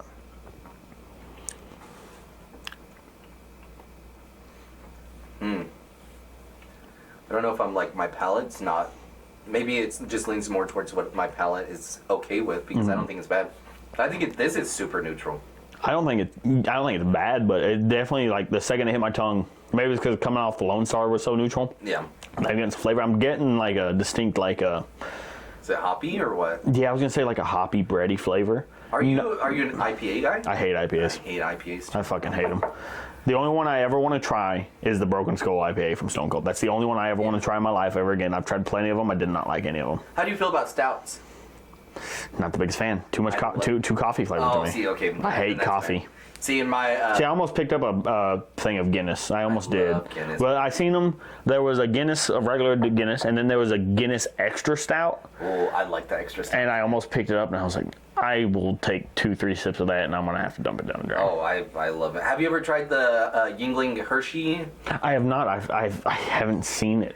It's a weird thing. It's like somebody put like the Nesquik powder in a beer. Okay. I don't know if I wouldn't. I don't think I would hate that. It might be up your alley, but I'm not a fan. I don't think I would hate it, but I don't think it's going to be something I would drink constantly. Like I said, everything Yinglings I've tried that I've liked. I like this, but it's definitely throwing off my palate a little bit. I love the flights. These, I think that's really neutral. See, I think the more I'm drinking it, it's becoming really neutral really fast. Yeah. I think at first it may have just been the shock from coming off something so neutral. Maybe it was like it kind of shocked your palate a little bit. Maybe, I can see but that. I definitely did get like a heavy hop, which I think all the Yingling. Well, I don't think I kind of get that on the back of my. I don't think the flights are very heavy on anything. I think they're a pretty really neutral beer. Yeah. Regular Yingling, definitely a really weedy hoppy beer to me. Yeah, I'm a big fan of Yinglings. I like them. Whenever I lived in North Carolina, had a bunch of friends from the Midwest, and that's like their thing. Like Yinglings are like their Budweiser. See, I had a couple Yinglings in here, but I actually took them out because I realized I had a beer that's been sitting up on that fucking shelf for like a year that I have not fucking drank. I bought a whole 6-pack of them and I haven't fucking touched them. They're called a Hefeweizen. And they're the only canned ones in here today that we got. Really? Are they like I have no clue what the fuck. No, just so I looked at the outside of the can. Yeah. Those look interesting. Picked them up and I was like, I'll try them in a review. Yeah. Haven't touched them. Really? They've just been sitting there. Put them in here and I was like, I was like, oh, I have no more room. I was like, okay, the Yinglings, we know what they taste like, both me and Isaac. Pull those out, toss those in there. That's a surprise beer. Who knows what the fuck they're gonna be? Hey, I'm up for anything. You don't think they're skunked at this point? No, I think sitting in here in a can, I think they're going to be fine.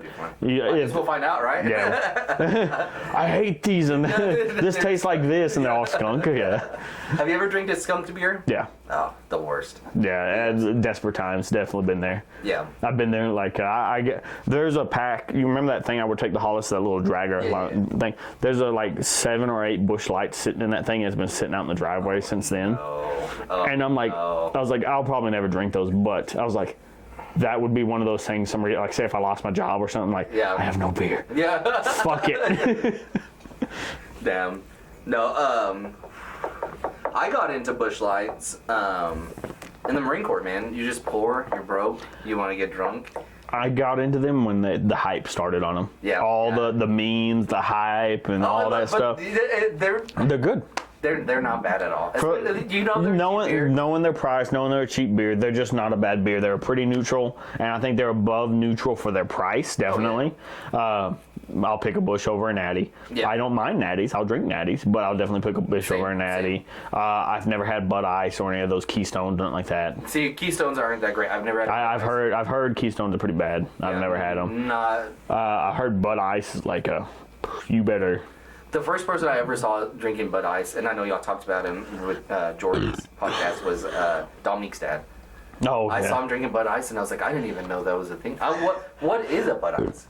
I think it's. Is it like malt? I think it's the cheap Budweiser. I was gonna say, is it malt liquor though? I have no fucking clue. I honestly gonna. I know nothing about Is them it like a Cobra or like what are those other big 40s that come in the 40? Because you can buy a 40 yeah, I know what you're talking about. When you think of 40, you think malt. Yeah, malt liquor. And we used to do that too, where we'd play Edward 40 hands. Yeah. Absolutely get hammered. Oh man, I think one of the worst drinking games that I played was Thunder. Yeah. Thunderstruck Thunder. I was explaining that to a dude on fucking VR chat. He was like, "What the fuck's that?" And I was like, "So you listen to Thunderstruck. Every time he says thunder, you start drinking, and then when he says it again, you stop." And he was like, "They say that a lot." I was like, "Yeah." And then there's one. It's like 40 fucking seconds straight of you chugging. That's definitely like a high school, like... any of those fucking games are, dude. Yeah. All high school, college, get fucked up. Because anymore, like, I'm not a big, like, drinking game guy. Like, you know what I mean? Like, I'm not going to go... Like, I like 3-man. Don't get me wrong. I love 3-man. That's probably my most hated of the ones we play. Yeah, I love it. It'll get you absolutely... I hate 3-man just from the pure fact it's like one person's getting fucked up. That's why I love the card game, the fucking President and Asshole mixed categories, because everybody's getting fucked up during that shit. See, the only like thing is like we always play it like at the end of the night, and everybody's already a little bit like. Well, I think that's the only time you've played it was at the end of the night after we had played 3-man. Like, that's my favorite. Like I say, that's my favorite starter game. I love Presidents and Assholes, but that could be a bad starter game because when we play it with like Apondos and stuff, I'm talking like 3 games. Everybody's fucking hammered. Yeah. Everybody's hammered. Oh, I forgot it at my house. So, sorry, changing the subject. It just... No, you're good. I'm thinking of Pondo because the whole mead thing. So this past weekend, Rito, so, you know, they do the wine and stuff like that. It's kind of like big on, you know, trying to... Is it big over there? Like, yeah. So it's got kind of a decent wine scene. They've got a whole, like... store that does like you can do wine tastings and you can do like a charcuterie board, get like cheese and stuff like that. Yeah. Eat that with wine and it's fun. It's a good time. But they had like in-house like on tap like ciders and like seltzers and stuff like that. The seltzer was okay. I know you're not a big seltzer I guy, hate seltzers. but the cider, they had a blueberry cider. Well, I guess I've had is Angry Orchard a cider? I think it'd be a cider. I think that'd be the only ones I've had is Angry. They had a blueberry cider, man. I bet that's amazing. Anything blueberry, I love blueberry. On tap. Oh, dude, I couldn't imagine. So good, man. And Hollis, we're getting ready to leave, and he was like, okay, I'm going to go inside and go take a piss or whatever. He came back out with 2 gallons of the cider, and we broke into one, like, when we ended up going back to the Airbnb, and we were just sitting on the porch. They had wine glasses in the cupboards or whatever. Pulled out a couple wine glasses, poured us some glasses of cider, just sitting there watching the sunset, like, over the mountains or whatever, and... just such a good time. Cider was so good, just like perfect. It was awesome. It was a good time. It was a really good time. But that cider, I wish I have some at the house from Growler. I don't know if it would still be good now because a week later. Oh yeah. And it loses a little bit of carbonation, but like so good. So good. I think you would have liked it. I think I would. Dude, there's this company called Superstition Meadery. Yeah, I've heard of Superstition. Yeah. Dude, they have a blueberry. Out of Arizona, right? I have no clue where they're out of. They're the ones like where you'd get your meat, right? That's one of the ones I ordered. The other one I buy is that Vikings Blood, which is just I can find that in the store. That's why I buy that one. Oh, okay. Yeah, that Superstition Meadery, they have a blueberry hex. Yeah. I think you gave me some of that. I think maybe you gave me the Viking. I've given you the Viking one. Oh, was that what it was? Yeah, the blueberry one, because I've only ordered like 1 bottle of it, and I fucking killed that thing. Oh, yeah. It's so fucking good. Yeah. Compared to that, because that's just honey mead. Yeah. The flavored meads, man, they're so good. There was a peanut butter jelly one they had. I was actually looking on Superstition's website during the winter, or it was like 2 years ago when we had that big freeze, and I was just bored or whatever. An ad had came across my YouTube channel or something like that, and I saw it, and I was like, I need to look into these guys, and I looked into them. so cool. And I was like, I'm gonna order me some. I just never did. Yeah. See, the problem with ordering any kind of alcoholic drink online is just expensive because the shipping kills you. Yeah. Because you can order a $28 bottle, but then you got to pay $13 shipping. So now you're at a fucking $40-something, $50 bottle pretty much. And it better be good, because if not, I just spent $50 on a bottle. See, my coworker, he was the one that originally gave me that blueberry Hex. I downed it, and then I ordered one and tried it, drank that one. He had this one, and the thing with Superstition, they do them in seasons, like the different flavors. And I haven't found the one he had. He said that he has a cherry one. Oh, really? And he says, imagine maraschino cherry juice, super sweet already, but toned down to the right toneness, he said, to where it's not too sweet. If you don't like a maraschino cherry, you can fuck right off. They're so good. They're good. I think. So I can imagine like an alcoholic beverage. But he said, like I said, it wasn't so fucking sweet that it was Are they unbearable. carbonated, or is it? No, just like wine. Yeah, it's literally just honey wine. Honey wine. Yeah. That's the instead of sugar they use honey. Yeah. To feed the yeast. They probably still maybe put some sugar in it, but no, honey. Instead of grapes, it's honey. Yeah. Yeah. There's no grapes in them. Yeah. Okay. On the topic of wines, Post Malone. You a Post Malone fan? I like some of his music. I've never skipped one of his songs, I can put it that way, but I haven't gone out of my way and put them on playlists. Well, do you follow him as a person, as a human being? I've seen some of his stuff. I know he's an anime fan. He's a super cool dude. But yeah, he seems like a really cool dude, really chill, really laid back. But I haven't looked a lot of his stuff up. Big Post Malone fan. He has a wine. It's called, I can't remember what it's called, but it's a rosé. A big fan of rosés. Whenever we were in Rio this past weekend, drinking rosés, and so good. This one sucks, man. Really? It absolutely. I think almost every celebrity drink sucks. I really do. So I was listening to a podcast, and they were talking about celebrity tequilas. And it's like only white people are doing like white celebrities are doing tequilas, and it's like they're making terrible tequilas. The only I think because the only one I can think of in my head that's not a white tequila maker is The Rock. See, but like I guess I kind of group him in that, but like he's Samoan, he's not. Yeah. You to me, like if I'm gonna get a tequila, I want a Mexican like. Homegrown Mexican. Yeah, I get I'm not you. gonna go to a Mexican restaurant and order a hamburger. You know what I mean? Yeah, I know exactly what you mean. Yeah, So, but no, see, and I'm not a tequila fan, so I definitely ain't going for any of those. The only one I want to try is limoncello. Danny DeVito's limoncello. That's the only one I want to try, just because it's Danny DeVito. Am I saying white people can't make a good tequila? No, not by no means am I not like saying that. But He's racist, shut no. No, but no, I'm just kidding. But I'm not saying that. I'm just saying like. I feel like it's like tequila's real big right now, so it's like. See, I don't know why tequila is so big nowadays. I love tequila, man. Go ahead and talk. I love a good tequila. Can't beat it. So I was checking something. We had some technical difficulties. Yeah. Isaac may have been quiet, a little bit quiet for the first part. I think he sounded fine after checking the audio, though. So we may be good. Yeah, hopefully it's fine. We'll see when I go to upload. Yeah. Heck yeah. What were we talking about, though? Last thing I remember is the Danny DeVito limoncello. Oh, we're talking about celebrity alcohols. Except I'm not a big fan of a lot of them. No, I feel like you mass produce an alcohol, like something aside from like beer. You mass produce a liquor. You're not gonna get a great product. You know what I mean? Connor's whiskey, I hate it. Really, the Proper 12. Proper 12, not great. Jameson's way better. Yeah, there's just a better market for. Well, I was gonna say, I think Jameson's probably been refined for a while too. So well, see, that's also the problem. They're not refining the stuff. They're throwing it out there, trying to get some money grab. Yeah. Outside of whatever they do for being a celebrity, they're trying to get a money grab. Yeah. Man, I really want to try Stone Cold's not his IPA. He actually comes out with an American lager. He came out with. Really? I really want to try it. Is it like a Budweiser, like lager, like kind of like? It's supposed to be a lager. Is all I know is it's a lager. I know Budweiser's a lager, so I really want. And it's Stone Cold, so I want. Yeah. What's the standard for a lager though? Like an American lager, would you say Budweiser is the standard, or is Budweiser unique enough that it can't really be the standard? I would say it's a standard just because it's so mass produced throughout the entire country. It's not state specific. It's just it's Budweiser. I mean, it's, like you said, iconic. Yeah. On top of that, I feel like.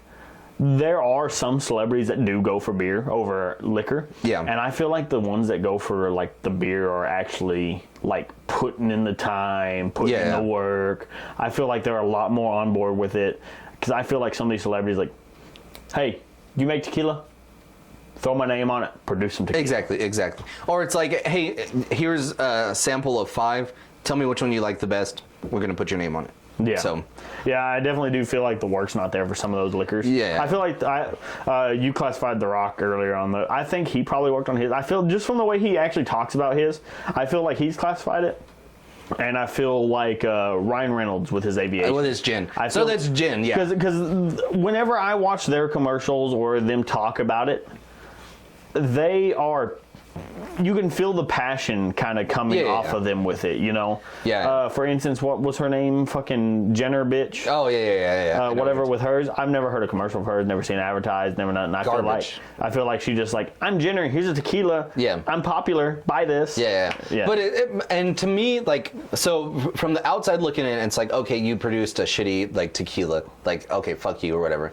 But, like, to them, it's like, even if I produce a shitty tequila and it sells for 1 year, 2 years, 5 years or whatever, they're making millions. They don't give a shit. They don't give a shit. Yeah, like, they don't give a shit. They may not even like tequila. I was going to say, I would almost guarantee you that she probably doesn't drink her own tequila. Yeah.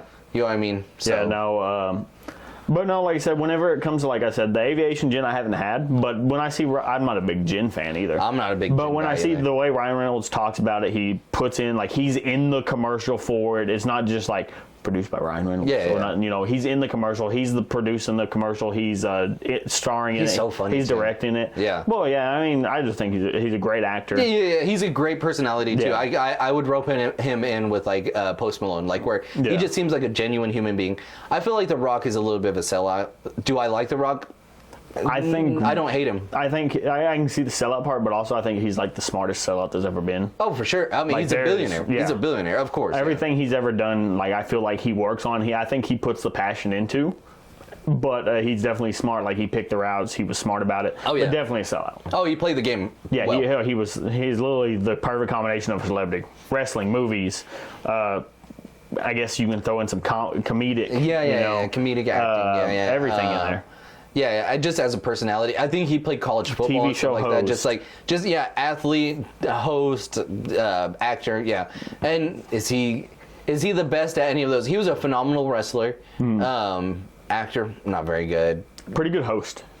I think his talking abilities are. See, and I don't know that I've ever seen him host anything. Like I haven't ever watched. He did the Titan games. And it's pretty good. Pretty good. Well, I think as a personality, he's been on Well, I think when I throw host in there, I think personality. TV personality, can hand in hand. His mic skills in the WWE is what made him super popular. Yeah. His wrestling skills were, he could sail, but he wasn't the greatest moveset or that. He was definitely a great wrestler, but I think a lot of that came from his mic skills. A lot for sure. of it. He's got the gift of GAMB, which I do not. So. Yeah, no. But no, like I said, I've never tried this tequila, so I ain't gonna knock it. I'm just not a tequila guy, so I have no room to. Really? I have no room to try tequila and say I like tequila because I don't like tequila. I haven't never made you. I know we've talked about it before. You made me the ranch waters, I like those, but. See, I feel like you have that because I used a good tequila. But I feel like you've probably had like subpar tequilas. There's a tequila and. I've had one really good tequila. It was like a $300 bottle. Really? I had it straight, and it was just. It's just not. It's not. You're a whiskey guy, rum guy. I'm more of a rum guy nowadays. I love my whiskeys. I love whiskey cocktails. I'm not a big fan of straight whiskeys. Rums, if I get a good rum, I love it straight. I'm gonna have to get you a bottle of the Corazon tequila. It's just it means heart in Spanish, but so good, and it's like a $30 bottle. It's really good. It's a good mixer. Anybody that I've given it to, like a shot of it, they're like, that was tequila? That wasn't bad? Like, see, my problem with tequilas is, one, the smell. I hate the smell of a tequila. Really? Two is like, man, anything you fucking put tequila in, tequila just overpowers the entire thing. 1800 is the worst about it. Oh, well, 1800's cheap. I think it's shitty tequila. I'm going to have to get you some of that. I think it'll change your mind. Patron, I'm not a big fan of. No, I'm not a fan either. Jose Cuervo is about the only middle ground I found when it comes to cocktails, not as straight. I will put Jose Cuervo in my cocktails over 1800 Patron or something. Patron's just too expensive to do it. Yeah. 1800 is way too overpowering. But the Patron bottles, the only thing Patron has, their bottles are so pretty. The only thing they have, they have Little John. They have Little John. Yeah. Patron in my cup. Yeah. So, I'm not gonna tell you that I'm gonna like change you into a tequila guy like that. This tequila is gonna just. See, I've been open to trying it more though, because the other day, you know me, I'm a huge Burt Kreischer fan. Seen a clip, he was talking about tequila. Oh, really? He was talking about how he kept getting bad hangovers with this or that or this and that, and he was telling, he said his sister had like a nice bottle of tequila. I can't remember what brand. Oh, was this the podcast with Andrew Santino? Did you watch it or did you listen to it? I just seen a clip. Oh, I have no Redhead clue dude. who that is. Oh, Andrew Santino, funny comedian. Anyway, I mean, but he was talking about it and stuff. He's like, no, I had some tequila with my sister. Like we pounded like a bottle of the shit. Yeah. He's like, I woke up and he had his like a watch or whatever. Whoop, yeah, that tracks his sleep patterns on it. He said 80% recovery. Yeah. He was like, what? And he was like, I was fucked up, dude. No way. Yeah. So he did. The next night was a 78% recovery. Yeah. And that was about one of the only things I was like, maybe if I got some. It doesn't have as much sugar and stuff like that. That's what he was talking about. There's no sugar in it. It's not beating your body down like other liquors because it's not full of sugar. It's not full of, you know. You get a Blanco and it's super distilled and filtered. So that's the only thing that made me like, man, maybe I'll find a tequila I like. Maybe I can do that, you know. But like I said, as far as mixed drinks go too, I mean, a margarita, you're never going to taste tequila in a margarita if you make it right. Yeah. The Adios motherfucker, like I said, I make that a lot. And I use Jose because I can't taste the Jose. I put 1800 in that bitch. That's all I smell is tequila the entire time. No, I definitely, I'm gonna get you a bottle of the Corazon. Like I said, it's like, I think it's like a $35 bottle, and it's a fifth or whatever. It's good. It's a really good tequila. It's not offensive by any means. Like for me, like I don't even need a lime or salt whenever I take a shot. Maybe that's the problem with the tequila I had. They all feel like they're attacking me. And I don't like it. So there was a little piece of me at some point that was like, I want to be a tequila guy. I want like to enjoy tequilas, because tequila is like one of them drinks. It's like, oh, you drink tequila? Like, oh, you know what I mean? Like, what kind of fucked up person are you? Well, it's like fucking whiskey snob. Yeah, like, you drink whiskey, you must be high end. Yeah. But like for me, it's like like you talk to a tequila drinker and you're like, oh, tequila, really? That's your, like, you know what I mean? You could go with a whiskey, rum, just because they I feel like they offer a little bit more, or like, you know, they're a little bit more mainstream. But see, that's what I like about rum. Rum offers a lot. There's so many different. Well, see, that's the thing I like about it, because you can go so many different directions with it. You can do a light rum, like a Bacardi or something, like a Bacardi White. You can go like a spice. I love spice rum. Spice rum. That private stock is good. That is, like I said, the first time I had that, I was blown away. That's fucking candy. And that's I'm gonna have to buy me a bottle. That's only like a $60 bottle. Really? That's not bad at all. Yeah, and that's the big bottle. Really? The regular fifth is like 30, 35. I'm gonna have to get maybe a little bit more, like 40. It's good because we took a shot, I think, and I was like, I was. Yeah, I think was it when Waylon had a podcast and you came over? Maybe. No, we went to Hollis's after that. It was that night Dom came over and then you came over. Then Hollis came over. We weren't even doing a podcast. Yeah, we just took shots of that. Yeah. You broke out the good stuff. I like looking at your liquor selection. I don't like looking at those Four Loko things though. The pre-games. No, the liquor collection I've been dwindling down though. Yeah. Because I've just been spending way too much on liquor. Yeah. And that's one thing I've noticed in the last 2 months, because the last 2 months the only thing I bought maybe was a bottle of vodka here and there. Yeah. And a bottle of Blue Curacao. So, you know, $30-$40 on liquor. You a Tito's guy, vodka wise? I like Tito's. I like the Texas vodka. Vodka to me is the only vodka I found that I've never liked is Grey Goose. I hate Grey Goose. Oh, Grey Goose is bad. Grey Goose is horrible because it's made different. Grey Goose just is one of the worst. It's popularized in songs, movies, and everything. Grey Goose is one of the worst vodkas out there. I agree. I bought because my wife got into vodka martinis. Mm-hmm. And we were making them with Tito's, and I was like, me and her were talking about that whenever I did the Betty White thing. We were talking about that, and I was like, I hated it. Yeah, no, she's a big fan. She likes them like extra dirty though. Like she likes the olive. See, I don't even think I made that one dirty with olives or anything. Oh, see, and that makes it better. I tried to make it like a lemon. one with the lemon twist. A dirty martini is good. And I don't even know if I like olives. I look at them and I'm like, oh, they're so good. See, I don't even want the taste like. Yeah. I look at them, I'm like, but they're one of those things you either hate it or you love it. See, I look at them and I'm like, that's horrible. I have a jar that's been sitting in here for like. Oh, they're ugly. They're ugly. Year. Yeah. I look at them and I'm like, I'm not gonna like that. I'm not gonna attempt to eat that. Yeah. No, but yeah. So she got into the vodka martinis, right? And I was like, okay, we've been using Tito's, or we've been using cheaper vodka or whatever. I was like, I'm gonna get some Grey Goose. You know, we're gonna do it up. You know, just got paid. So mad. The best vodka I've ever had, and I haven't bought some in a while, because it's like $55 a fifth. Yeah. Is the Crystal Head vodka. What's his name? Dan Aykroyd. Yeah. Yes, the Crystal Head. Dude's out of his fucking mind. Oh, he is, Dan Aykroyd. absolutely. Have you seen his commercial for it? I haven't, but it's like a 7-8 minute commercial, and it takes him like 4 minutes to even say the word vodka once. He's talking really the crystal skulls spread around the earth, and all this other stuff, believed by the ancients, gods, or whatever else. He was on Joe Rogan, and I heard his whole spiel. So, dude, batshit crazy, man. That's a good fucking vodka. Yeah, it's a good one. If you rate vodka for how neutral it is, Neutral, that's the pinnacle of it. Yeah. That and the Alien Head vodka. Really? Have you seen the Alien Head vodka? No, I haven't. It comes in the same thing as the Crystal Skull. Instead of a skull, it's an alien head. Oh, yeah. And that stuff is good. Both of those are on par with each other. I definitely prefer the Crystal. Yeah. But as far as it, I mean, I will go out and buy the cheapest. Vodka's a mixer to me. Yeah. You don't drink vodka to just... Unless you're Russian. unless you're Eastern Bloc. Russian. Yeah. I think there's something wrong with you at that point. Yeah. Oh, for sure. Because vodka doesn't have a flavor. No. But no, you buy vodka to mix, and I think vodka is that one alcohol. You can buy the cheapest of the cheap. You can buy that fucking plastic $11 And it'll do handle, you fine. And you can get fucked up, and you're not going to be bothered with how it tastes. It's a potato liquor. Potato, yeah. Yeah, potato liquor. I think that's the problem with Grey Goose is it's not potato. I think they use something else to make the vodka. I think. I'm not 100% sure. Yeah, because it's definitely, it's like a bad tequila. Like, you know what I mean? You take a shot of bad tequila and it's not it. Yeah. Looking for my phone. I was going to plug it in before the podcast because I'm dying. But whatever. Yeah.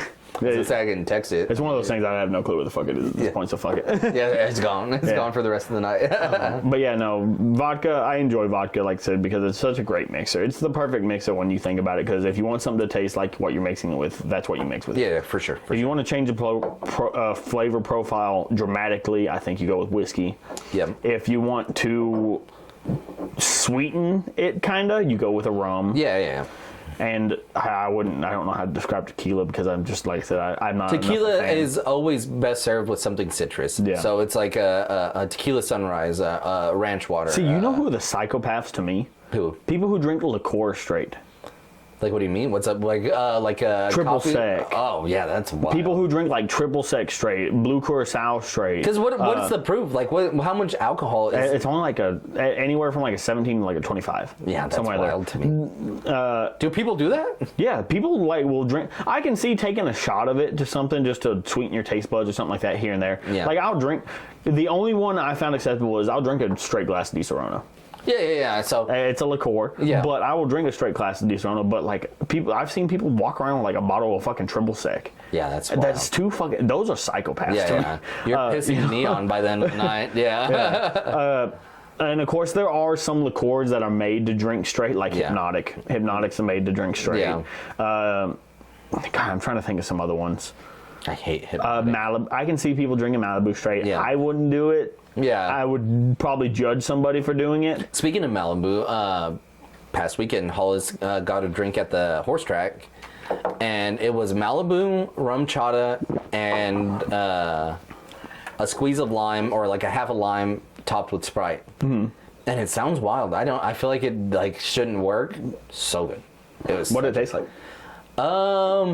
Citrusy or it was almost like a pina colada in a way, but like, you know, citrusy. You get the lime, but not super like coconutty like a pina colada would be, but like a creamy. I don't know, man. It's kind of hard to explain. It's kind of its own thing.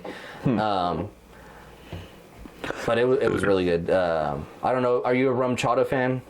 Have you ever had Not really. I'm not a fan of the rum chatas. I'm not a fan of the Kaluas. Really, like Bailey's? Bailey's I like. I feel like rum chata is kind of like a Bailey's, but like just Maybe with it is. cinnamon, with a cinnamon See, taste. I'm not a fan of cinnamon. Oh, really? So, yeah. That's my thing. I like Fireball. Fireball is abomination. Oh, yeah, Fireball. My brothers will literally go to the, because they live in New Mexico, go and buy like 2 sleeves of Fireballs, drink that, just take shots of fireballs, like the double There's shots. so many people I know like that, and like I'm not a cinnamon fan, so maybe that's why I don't like the rum chowder. I think the rum chowder are probably better because they offer a little bit more than just cinnamon. Fireball is nothing but cinnamon. Yeah.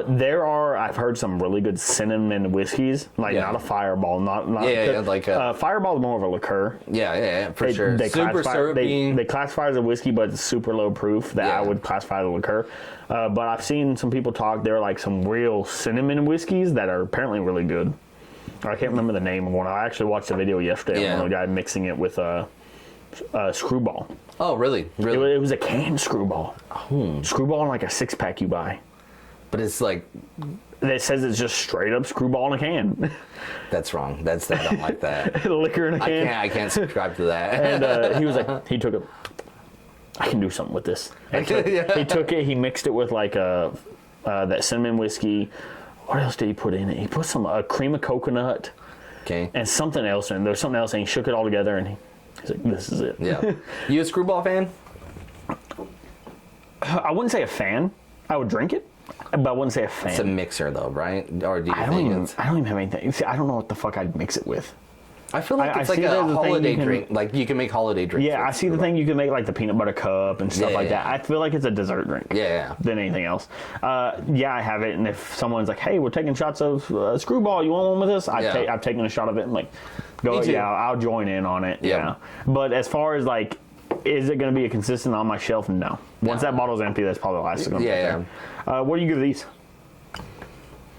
I think I rate it probably right there with the Lone Star, but I think like 7. I think it's 7.9, just above. Really? I put it. What did I give? I gave Lone Star 7.3, didn't I? 7.3, 7.4, something like that. I think I'm gonna honestly go with a 6.8 on this. 6.8 didn't tickle your fancy. Did not. When it comes to a lager, when I think lager, and of course it's a light lager, obviously, but. It really did not do it for me. I think I honestly would prefer grabbing a Lone Star over this. Really? Yeah. I don't know what it was. There was something in that first, like a couple of drinks I had. It just put you off. It really did. And because it wasn't like, when I drink a regular Yingling, it's committed to that bready, hoppy flavor. Yeah, so I like that. This was like, ooh, here's some bread. No. It teased me, I guess. I don't know. I got to piss again, then we'll get to our next one. Sounds good, man. Oh, talk to the camera or whatever. What's up, camera?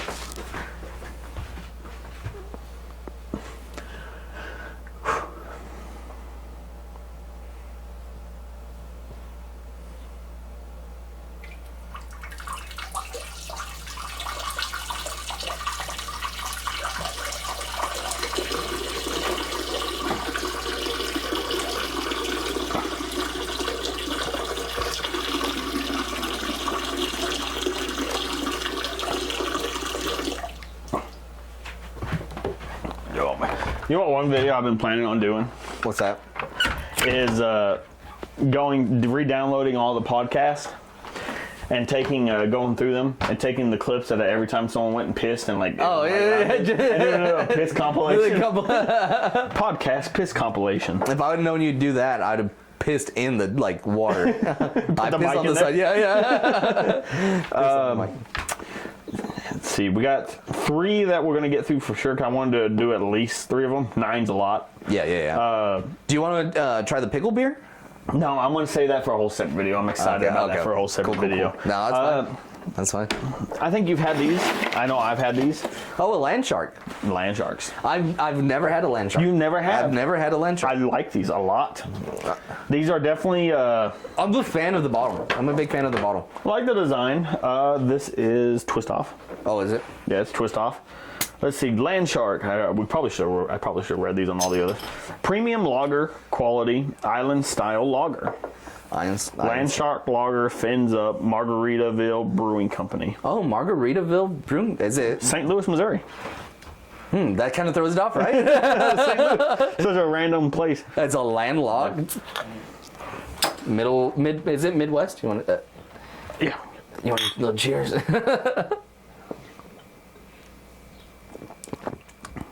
That's not bad. That's good. This is what I think a Corona should taste like. I agree. As an island, when you talk about an island beer, you think Corona. Yeah. This is what I think an island beer should take like. It doesn't need the salt and lime, but I can definitely see this doing good with salt line. It would definitely It'd elevate complement it. it, yeah. It'd elevate it. But I feel like it doesn't need Complement it. it. Corona definitely needs it, I definitely feel like Corona needs it. You definitely need to address a Corona. I agree. I agree. The only one that the other one people always talk about when you talk about Corona, dose. Dose you don't need to dress? Yeah, I agree. Is it good dressed? Yes, it is, but I actually prefer dose straight. Really? I prefer dressed. I like it straight, don't get me wrong, but I prefer it dressed. Oh, man. It's pretty good, huh? That's a good one. Actually. Yeah. That really is. And it's not skunky. It's a clear bottle. It's not skunky. Yeah, it's not skunk. Well, it's from St. Louis, so yeah, it's local. Yeah. It's not coming over borders. It's not coming in large transports, hitting the sun a lot. It's not an import, yeah. Yeah. It's priced like an import. They're definitely in the $10 range. $10 for a sixer. Yeah. I hate that. You know what I liked when I discovered it whenever I turned 21? The mix and match 6-packs. You can go to I love that. I love that. I did too. They never have any I like though. Yeah. I mean, they do a little bit. I like the idea of it because I'm like, okay, I haven't tried that before. Now I can try this, try that. You need to go to AGB. Yeah, AGB, yeah. Yeah, they've got a good, I feel like they have a good selection now. I feel like half of their stuff though, maybe it's now, maybe back then. Maybe now that I'm a little bit more open to trying new stuff, maybe it's different. Back then, I was more dead set. Like, if I want this beer, I'm buying a 6-pack. Yeah. If I want this beer, I'm going to buy a 6-pack of it. I appreciate that about you, Glass, being able to want to try different things and explore because most of our friends are like, we're gonna get the same beer, or there's these 4 beers that will. See, and that's one reason I picked you for this one. Yeah. Well, like I said, first off, you haven't been here in a while. Second off, I just enjoy your company. You're good to talk to. You're a good conversationist. And I felt like out of everybody, I feel like you would have appreciated this trying different beers the most as well. Oh, for sure. No, and I appreciate that. I've been told that I like to talk a lot, so and I can't help myself. I get uncomfortable in silences, like the dead silence. Yeah, I like just in general. Like I'll go somewhere. Like when we went to Odessa together, I feel like there was not very much like dead space whenever we like. I see, and I felt that way too. Like I felt like going to Odessa together, and then your first podcast. I feel like it's one of those. This is still. You're trying to fill it. There's a lot of like, what would you? There's a word for it. It's the way I would describe it. This is still, I would say, a pretty new friendship. Yeah. So there's still a lot to learn about each other. Oh, for sure. Which I enjoy. I love learning about people. That's like I said, the reason I started the podcast. I want to learn as much as I can about people. Yeah. And I enjoy that. See, and one of the things like I like to learn about is, we spent our high school career together. We didn't hang out all the time, but we have pretty generally similar. We've learned we've had similar growing up, similar ideas on stuff. We knew each other, and we have some stories, but we weren't ever. Well, what I was going to say is like we got to experience the same things. Like we have similar, like the same memories. Like we have experienced them in different ways. But you tell stories, and I was there or whatever. I like to hear about like the different viewpoints and everything. Or even like growing up, like how your childhood was, like did your parents beat you or whatever? Yeah, like, you know what I mean. Like it's interesting. It's a nice. Like I said, that's what I love about this whole podcast. I want to start getting some more people. I'm gonna do whatever I can to get James on there. Yeah. Like I said, I still want Corey and Hollis and all them, obviously, but I want to get some different viewpoints from someone like that older generation. Yeah. And when I mentioned it to James, he didn't seem like completely against it, so I think I can get him on here. So I want to try to get him on here because he said he watched the one with Waylon. Yeah. James is a good dude. I like James a lot. Really and I enjoy working with him. Like so far, like I said, we haven't worked a lot together because he's a lot of computer stuff right now until he gets going. But he's a cool guy, and like I said, I enjoy spending time with y'all. Yeah. I can honestly say I had a coworker. This will say, I think this is probably going to say like the most of it. I had a coworker that started back with us recently. He got fired and came back. And when he was working the first time, he was asking me about guns and stuff. I was like, I just don't own guns. He's like, why? He's like, and I told him, I was like, I just don't trust myself with them. I was like, I think I'll blow my head off if I had them. And I was telling him about the guns and stuff. He was like, I thought you didn't want guns because you were scared you were gonna, off yourself. And I said, dude, since you've been gone, I was like, I got a whole new friend group, and I Yeah. I'm not fucking depressed anymore like that. You seem happy. You definitely seem happy. Dude, like I said, spending time with y'all has been some of the best I've had. Oh, in yeah, years. for sure. We don't do anything crazy. That's not like just being invited out to go drink, you know? Yeah. All my other friends that I've had, it was like I would invite them over. I would have to go over to their house. I'd have to go over to their house. I'd have to go over to their house. It wasn't like, hey, come over and drink. Hey, come over and drink. No, it was I had to show up or else we weren't talking. Yeah. No, for sure. And I think that's probably one of the biggest things that's changed it is just like getting a message from them like, hey, we're drinking tonight. Yeah, come on over. Whether Or you shoot us a text like, hey, you drinking tonight? No, I'll let you know. Or you know what I mean? Yeah, it's not just and even if I don't go, it's just the fact that the thought's there. Yeah, for sure. There are times too where I'm like, I'll show up somewhere, and because it's not my place, I don't invite. But like, I feel like you're part of the friend group, obviously. So it's of course, Glass is in. Well, like I said, Corey hit me up that one day about the burgers and stuff. Those burgers were good too. I made some of those the other day in the air fryer. In the air fryer, really? I love making burgers in the air fryer. I've never done it. Oh, they come out great. Oh, really? I took those. I threw some chupacabra. I didn't nothing fancy. Some chupacabra seasoning, some steak seasoning that I had that had some meat tenderizer in it, and some pepper. Phenomenal. Yeah. Phenomenal. Oh, and I have this. That's another thing I'm gonna try. How are you with hot sauces? I love hot sauce. Here in a little bit when we get through some of the beers. I'll pause it and I'm going to pull out this one hot sauce. It's a mustard hot sauce. I threw some of this on 2 of them. Oh, really? Delicious. Phenomenal. How many burgers are you eating in a sitting?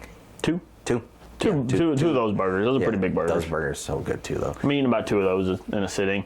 My appetite has cut back a lot. That's good. I mean, don't get me wrong. The other day I sat here and ate a whole pizza, but yeah, no, and I get that. Do you think are you like a stress eater? Oh, 100%. Oh yeah, me too. Oh, before you showed up, I was sitting there munching on a bag of chips. I was like, oh no, I haven't had anything to eat. Well, I had a burger today at Dairy Queen, but I was like, I haven't had anything to eat in a while. I'll beer on an empty stomach. I was like, gotta. Yeah. What do you get at Dairy Queen? What's the burger? Always a belt buster or a triple buster. Triple buster, yeah. And if I usually get today, I didn't get it because I knew I was going to be drinking. I've gotten to the point where if I know I'm going to be drinking pretty heavy, I don't eat as much throughout the day. Yeah. But normally I get like a triple buster with like a 4 thing of chicken strips with some cheese instead of gravy. Oh, the cheese. You ever tried the Jalitos Ranch burgers? Mm-hmm. Oh, I love them. It's my favorite burger. Did you try that Texas Pete one when they had it? No, I didn't know they had. They had a limited. It's gone now. They had a limited edition Texas Pete. It came with the Jalitos on it with Texas Pete sauce. Oh my god, good. it was. I like Texas Pete. So, funny story about Texas Pete. So I don't know if the military has like a contract with Texas Pete, but all of the chow halls. That's the hot sauce they had. And at first I was like, what? Like Texas, I'd never heard of Texas Pete before I joined the military. And I was like, fuck that. Like, I was against it. And one day I was like, oh, the food was so bad. I was like, you needed something. It was like rice and like canned chicken or something like that. I was like, I'm drowning in hot sauce. And I was like, Texas Pete isn't that bad. You know what I mean? Mine honestly 2 favorite is Texas Pete and Cholula. Cholula. Yeah. No, I'm with you. I think I'm with you. I'm not. My uncle. I grew up and he loved Tabasco, and I spent a lot of time. Tabasco. I will say this: Tabasco definitely has its places. I tried using Cholula. I'm gonna probably make it. Cholula. Yeah. No, you're not gonna make me mad. Yeah. I used Cholula and fucking my. God dang it, Bloody Marys for a while. Yeah. And I was like, man, something's just off. I switched it back to the Tabasco. I was like, Tabasco, this is one of its niches. Yeah. But my uncle would put Tabasco on everything, man. Literally, like, big fan. He was a big fan of just the plain Lay's potato chips. Put Tabasco on them. See, and just eat them like we that. have a coworker, dude. Man, that motherfucker only does heat.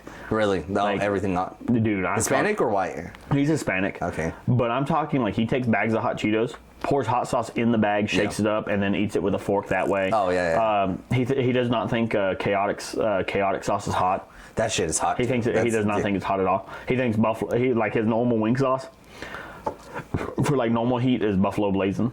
Do you think that's like something you build up a tolerance to, or do you think it's like oh you are made to eat hot stuff? I think it's definitely something you can build a tolerance up to. Yeah. You know those black bags of hot Cheetos? Yeah. The twice as hot ones. Yeah. How many? I mean, do you like those? I'll eat them, yeah, but I don't go out of my. I'm just a classic lime. When you eat those, do you feel yourself like getting the heat coming on more, and you're like, okay, I'll eat a quarter of a bag of this compared to like if I had the regular lemon hot, I eat the whole bag. For sure. I was the same way, and I've been loving those. I can sit there and eat the whole bag of those, no problem. Really? No, actually, do I have it in here? I had them in here. While you're looking, I'm gonna go take a piss. That is fine because these you have to try.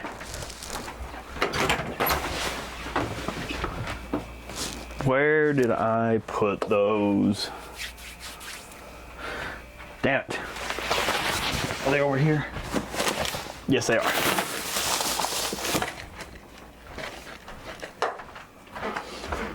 Oh.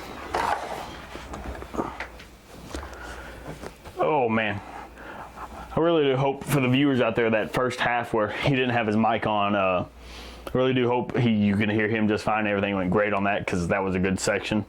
If you're making it to this point, thank you for watching, obviously. If you do enjoy the podcast, make sure you hit that like and subscribe button. Really helps the channel. Every like you hit kind of helps push through the algorithm. If you're not subscribed, that it's completely free for y'all, and it helps the channel out a ton. Every time I see a new subscriber, it puts a smile on my face. And like I said, it helps the algorithm, and yeah, no, it lets me know that you keep wanting to see stuff like this.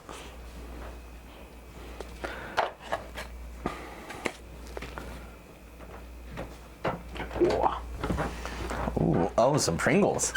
So those those twice as hot Cheetos. Yeah. I love those. I eat those by the bag now. Yeah. Like they're not hot. Well, I mean they get me going, but they're spicy. Yeah, they're these tear me up. Okay. I say these tear me up. I'm talking like 5 or 6 of these. Yeah, those are really this spicy. heat fucking build. They're they're good though. The hot ones. Dude, all you can taste is like that's a real verde flavor. That's an actual chili verde flavor. But that's not like offensive. Like it's still like it builds. It builds. Now just trust me. Like these, I'm talking like I'm eating like let me see 7 or 8 of these, and then I'm gonna have to like put it on pause for a little bit. No, I definitely could see that. Hot ones, the California. Yeah, these are good. Calientes. Yeah, they came out with these for a limited spicy. edition. Sure. And it was funny when I went to the Lowe's. When I went to the Lowe's, I thought you were gonna biff it, bro. I was kind of hoping, Loki. The dollar store is where I got these. Mm-hmm. I bought 4 of them because I didn't know if I was gonna like them or not. For one, but if I did like them, I want to have a little bit of them. There were 6 of them. I was like, well. You know, if I really like these, okay, I took them, put them behind all the other Pringles, moved all the other Pringles in front of it. Yeah. I was like, okay, if I like them, they'll probably restock in a week or whatever. Yeah. You know, no big deal. They didn't restock after I bought those. That was it. Oh, wow. And I was in there the other day. I was like, man, I want some spice. I was like, oh, I forgot about those Pringles. I went there and I moved all the cans out of the way. They were still sitting in the back. I bought those 2 cans. Hell yeah. Those are good. Yeah, those are nice. Good. Yeah. But they've got, those are definitely spicier than the hot Cheetos and stuff. Oh, they really are. They build very fast, though. That's the thing. Like, I'm talking like saliva in the mouth building fast. I actually, because of these, I'm going to order some of that Los Calientes sauce from the hot ones. Oh, yeah. Make some wings with them. Oh, hell yeah. Oh, that's what I was going to bring up, too. Chula. Did you know they make a wing sauce? I didn't. They have a wing sauce. I found it there at the Lowe's in Kermit. Yeah. And I can't remember. Did I get?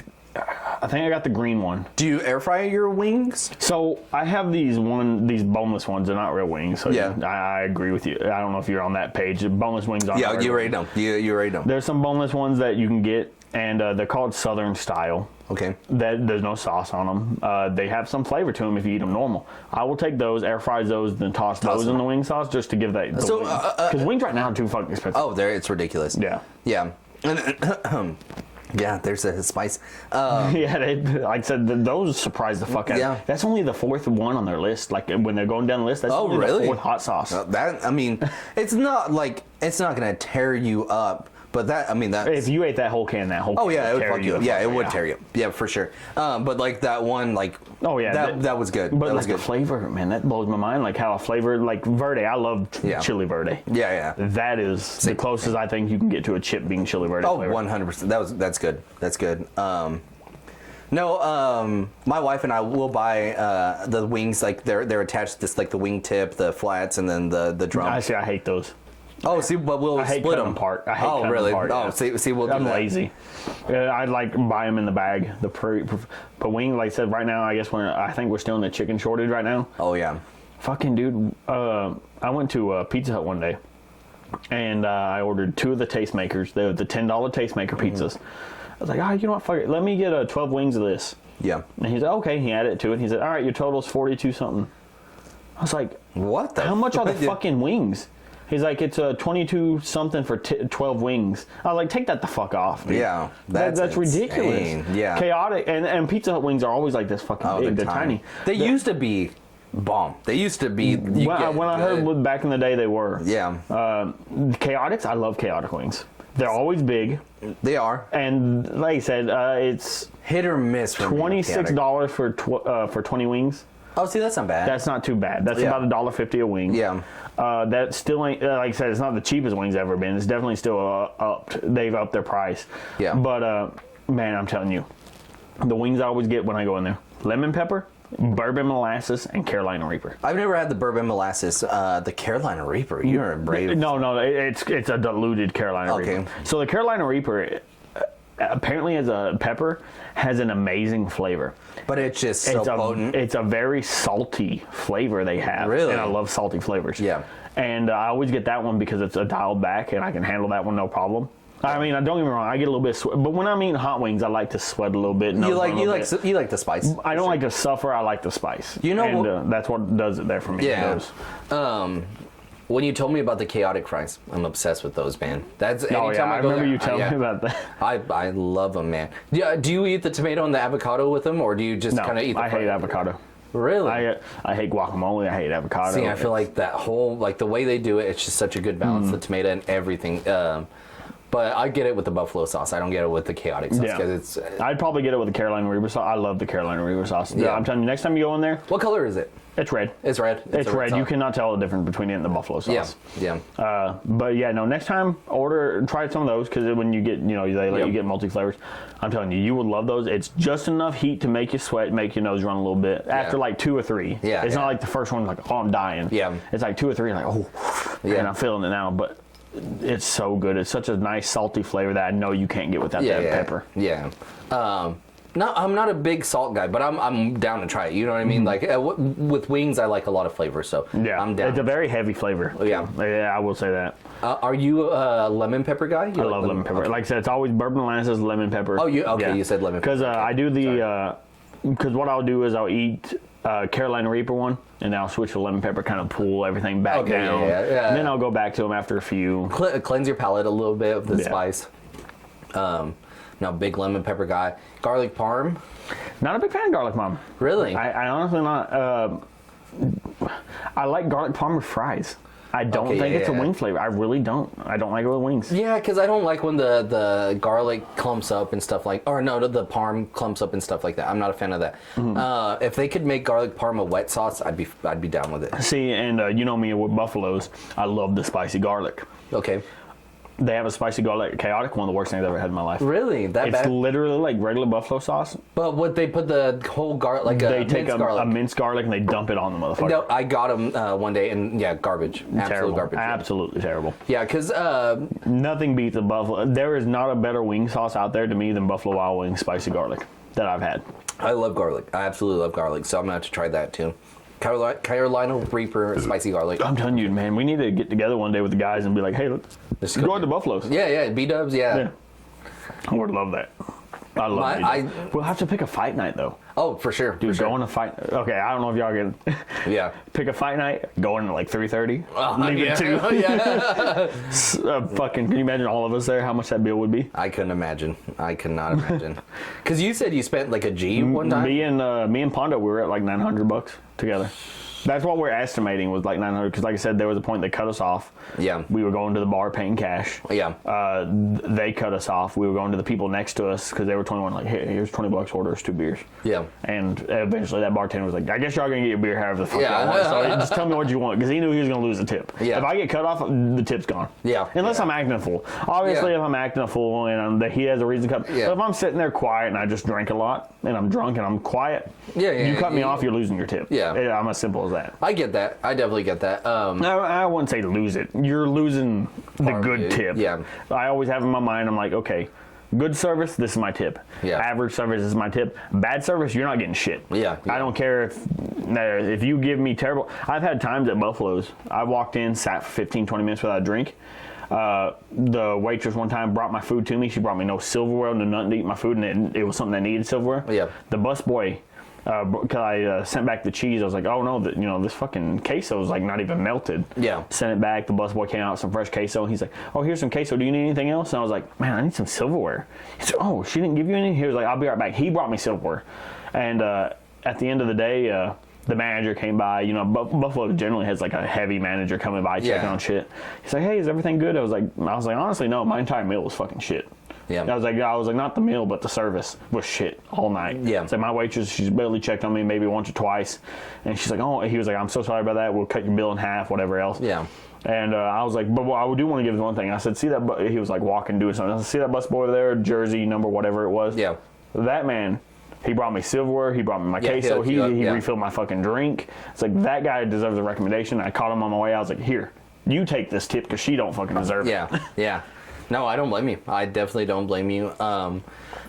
I definitely understand that people they live off that shit. But it's like you've got to work for it. I've worked for my money. You know what I mean? You signed up for this. People who just think like, I'm a waitress, I deserve a tip. That's the bottom line. I live off of that. That's how it works. No, it's not. I absolutely hate that. It's just being entitled. Yeah. That's Chinese restaurants and stuff. $1-2 tip. Yeah, I'm getting my own food. It's a buffet. I'm making my plate. I'm getting my food. You'll get $1 or $2 because you bring me my drink. Yeah, yeah. If it's a restaurant where I get my drink, my food, and everything, you're not getting shit. Yeah, no, absolutely. I agree. I absolutely agree. I hate tip culture. I tip. Don't get me wrong. I tip and I tip well, but I hate tip culture. See, I get it because apparently, like in the UK and stuff, the prices of the meal are a little bit higher because they include all that into the waitress's pay and all that. Yeah. I get we eat a little bit cheaper. And there's been times like, my thing is like when they get mad when you don't tip. Yeah. There's been plenty of times I've gone to this Cajun place, no cash on me. I don't leave credit card tips because I know they take out of that, the restaurant itself. And there have been times I felt a little bad. I'm like, okay, I didn't tip this time because I didn't have no cash. Yeah. Guess what? Don't get pissed off because the next time I go in there, I'll leave a little bit extra because I know I didn't tip last time. Yeah. That's just how it is. Yeah. No, and I hate, like at Champs, like I hate that they don't have like, because I'll leave a credit card tip. No, I won't at Champs. That to me is just, that's your job. They're getting paid normal pay. I don't leave tips there. I don't know if they get normal pay. I don't either. But I'm like, that's something I won't leave a tip at. But if they're making you a drink, like you ask them for like, a pina colada or whatever, and then they're making you, see, for me, I'll leave that's not me. Yeah. Chaotic, I don't leave tips. Really? They work a register. Yeah, I get that. Especially before, they work a register, they call your name. Now they at least bring it to you. It's crossed my mind, but at the same time, it's like they're not checking up on I'm still getting my own drink. I don't think a tip's necessary there. Yeah. I think they're working as a cashier and they're getting paid cashier. I'll leave like 15%. I'll leave, whatever, like the $3, the $5. That just, like I said, that's just my mindset on places like that. Yeah. Like I said, because in my mind, I mean, hell, if they think if they're working for waitresses tips, tell your manager, like, hey, we're working for waitresses tip. Let us take orders, bring it to the kitchen, and then they'll tip us. Yeah. I'll tip them. Yeah. But as far as like you stand at the register, what do you want? That, okay. Then they bring me my food? No. I don't leave tips at Dairy Queen. Dairy Queen does the same thing. I don't leave a tip at Dairy Queen. Yeah, I've never thought of it that way, but that's exactly right. Yeah. So, Sonic, I've questioned it. I leave $1 every time. At least Sonic. Just $1. Not no more, no less. The one I've been actually getting more heavy on nowadays is bartenders. Yeah. I honestly used to be one of those. If I come into the bar and I'm just ordering beers. Yeah. I don't see a need for a tip. You crack a beer open, you hand it to me. Yeah, yeah. But if I understand, like, if I'm sitting there, like, fucking, like, make me a this, make me that, make me that. Oh, make it this way, but cut this out and put this in there. Yeah, you're being demanding, yeah. Yeah, I'm going to leave a tip at a bar. I'm honestly going to leave more of a tip at a bar than I do for a waitress. It just depends. It depends, the situation, because like I said, I've never thought about, like, at Chaotic, like, it's basically like Dairy Queen. Yeah. I don't leave a tip at Dairy Queen, so it's the same thing. But they get you with those machines where it's like, oh, you want to leave a tip, and they're like, I have no fucking no. Yeah. No. I have no. Like they're standing in front of you, I will turn it towards them. no. Yeah. You know? Yeah, no. Like, I have no give a fuck at all. Yeah. Bartenders, though, I think bartenders, I don't know. I think bartenders got it worse than fucking waitresses. They work for the same, amount of money and stuff. Yeah. Some waitresses, yeah, they got to deal with drunks, but bartenders are always working with fucking drunks. Yeah, 100%. I think drunks are worse. Being a drunk, I think I'd rather work with sober people than a drunk. Oh, for sure. But no, bartenders, I'm pretty good about leaving tips at. I've actually learned this from a buddy who was a bartender. He said, what you do is, if you want good service all night, what you do is at the beginning of the night when you first get there, look at that bartender in the eye when they're asking you order. Be like, hey, I want this, whatever you order. In front of them, make sure they see you. $20 out, put it in the tip jar. Make sure they see you. And then they said all night that bartender will have your back for the entire night. That bartender will check up on you. He will make sure your drink don't go empty, or she. Yeah. He said that's the way to do it. Yeah. Because they already know they got the tip. Yeah. And I've done that before, not necessarily $20, but when we were at the races. It depends on how long you're going to be there, too. We were at the races for like 3 or 4 hours, but I definitely left like $10 like initially, which is more than what most people are leaving. They're leaving $1 here and there. See, but I always hate this one rule. Sorry to interrupt you. No, you're good. I hate this one rule. Apparently, there's this one rule people always say, $1 per drink. $1 per drink, really? I just don't agree with that. I really don't. I think it depends what you're ordering, but no. I still don't agree with that, though. I mean, like, if they're bringing me beers, like, I'm not going to leave $1 per beer. Yeah, no, I get that. I definitely think, like, they're working for their money.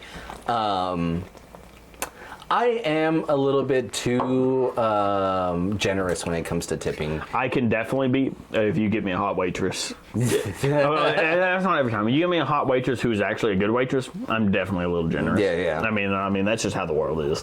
I always am, and it's to a fault because I feel bad. I'm like, these people are working for it. Maybe they're having a bad day. I feel like I always give people the benefit of the doubt.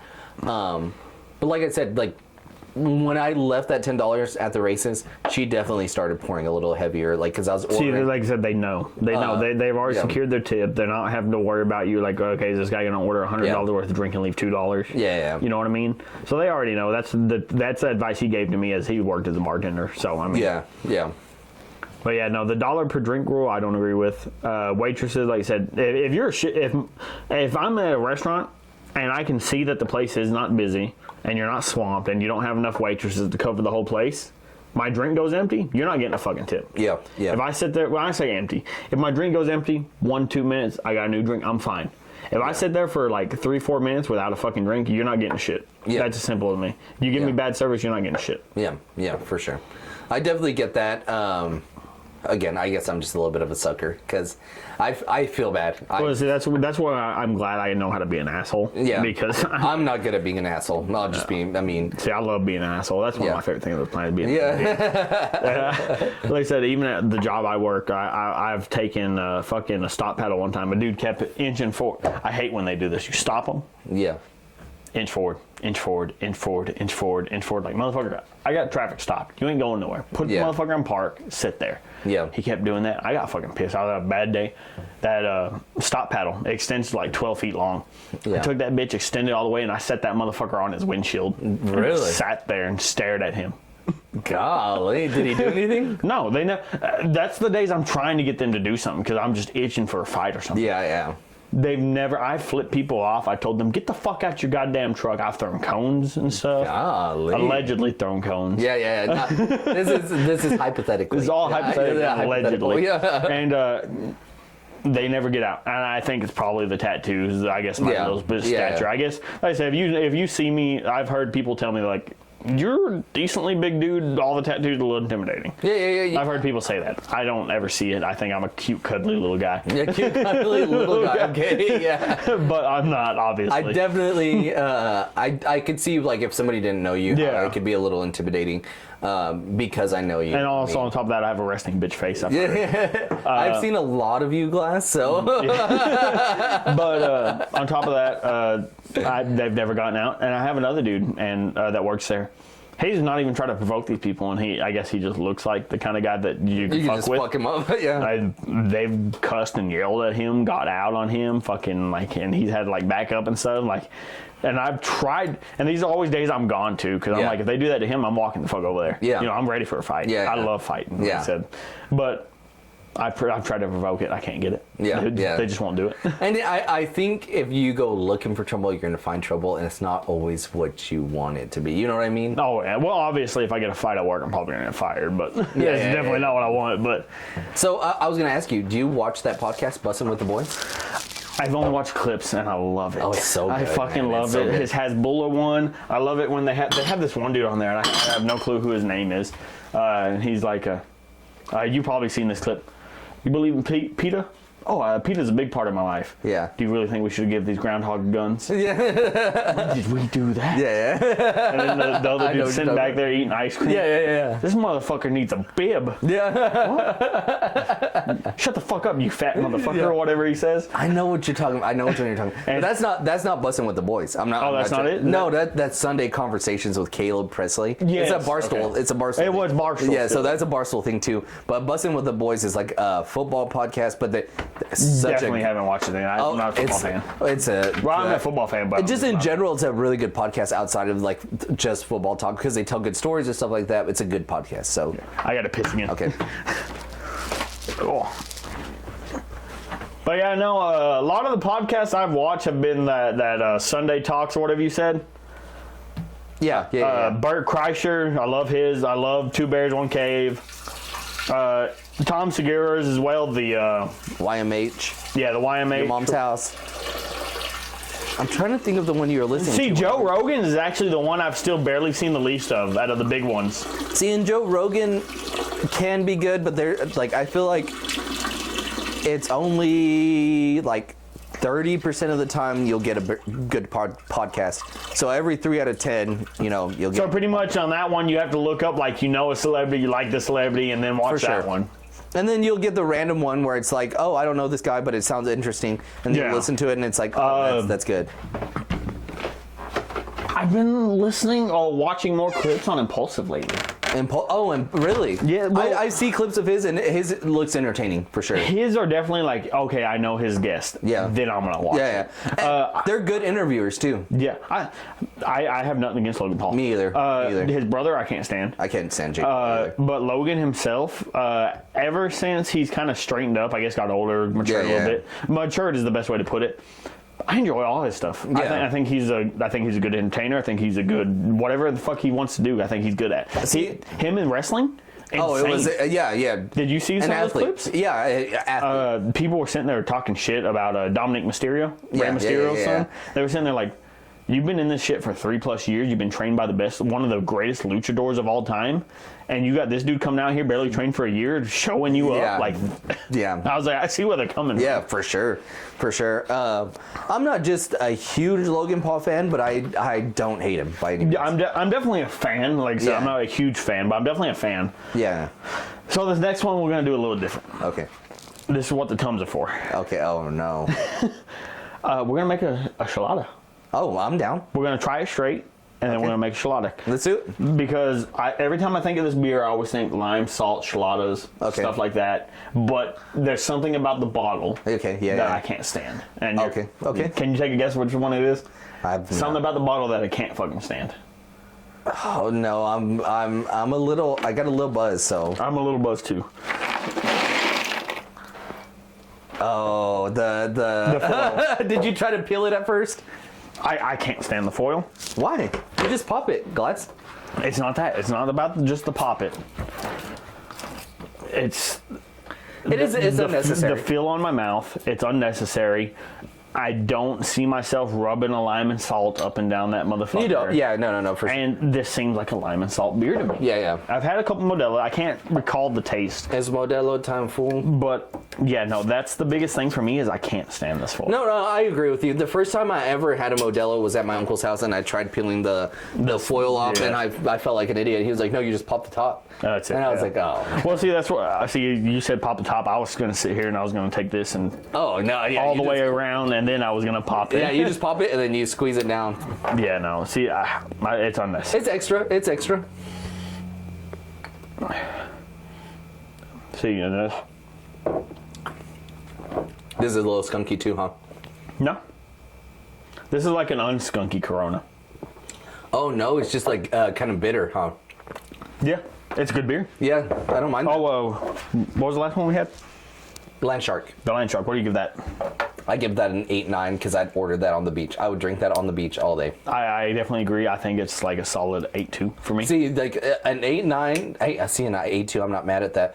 An 8-9 for me is I'm not going to go out of my way for it. I might crave it here and there, but like again, if I'm on the beach, I'm buying Land Sharks. See, 8 to 8.5 is like the setting the mood. Yeah. Like you said, I'm gonna crave it. That's what I'm gonna order.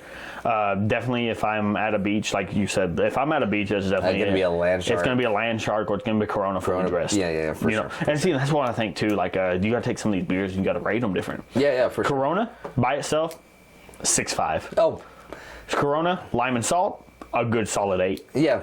An 8, 7. 8+, yeah, in that area. I like a Land Shark better than I do a Corona. So Yeah, I definitely like the Land Shark better too. So definitely gonna get a better base rating. Lime and salt, it may make it a fucking like 9.9. yeah, it could be. Especially on the beach, you get the right setting, man. Good vibes on the beach, bro, and you're drinking a Corona. Some Clamato, you got a little Worcestershire. Yes, sir. I'm gonna make you one. That's what these cups are for. Yeah. I'm gonna make you Oh, one. I like it. I like the glass. I'm gonna make me one. I like that glass. The keg or the tankard. yeah, the tankard. Oh, golly, boy. And I'm gonna make it. I told you that one day I was messing with some recipes. Okay. A little soy sauce. Yeah. Soy Get a sauce. little MSG in there. Okay. Where's everything else? Oh yeah, right here. That. This is the Chupacabra fancy salt instead of tahini. Okay. And then just Worcestershire and Clamato. Do you ever do celery salt? Not a fan of celery. Well, I mean, celery salt's completely different, obviously. Yeah. Well, kind of, because it does have a celery taste to it. I think there's better options out there than celery salt. Like, for instance, this Chupacabra. Have you ever had this one? No, I haven't. That is a good shit.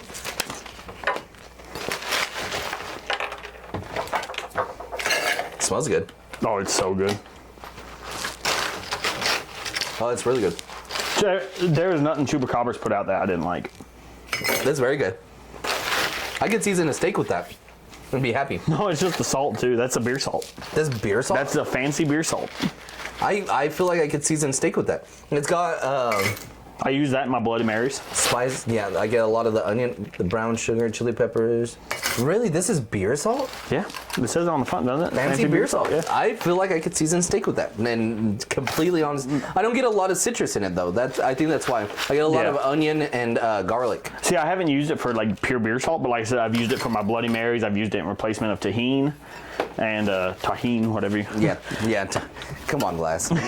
Have some culture. I'm white. Yeah. But yeah, no, I definitely do love that stuff. That stuff's good as shit. Yeah.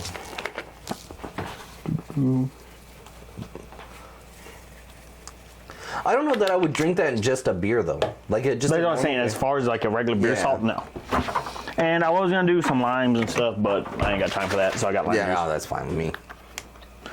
I know a lot of people preach against that, but I have no problem with pre-squeezed limes. I definitely do prefer a fresh squeeze, but when you're a time saver, that's all you need right there. Yeah. Oh. I think, honestly, I see a bigger difference in lemon than I do a fresh squeezed lime. I think a fresh lemon definitely makes it different. Ooh, a couple dashes of Worcestershire. Couple dashes. Worcestershire.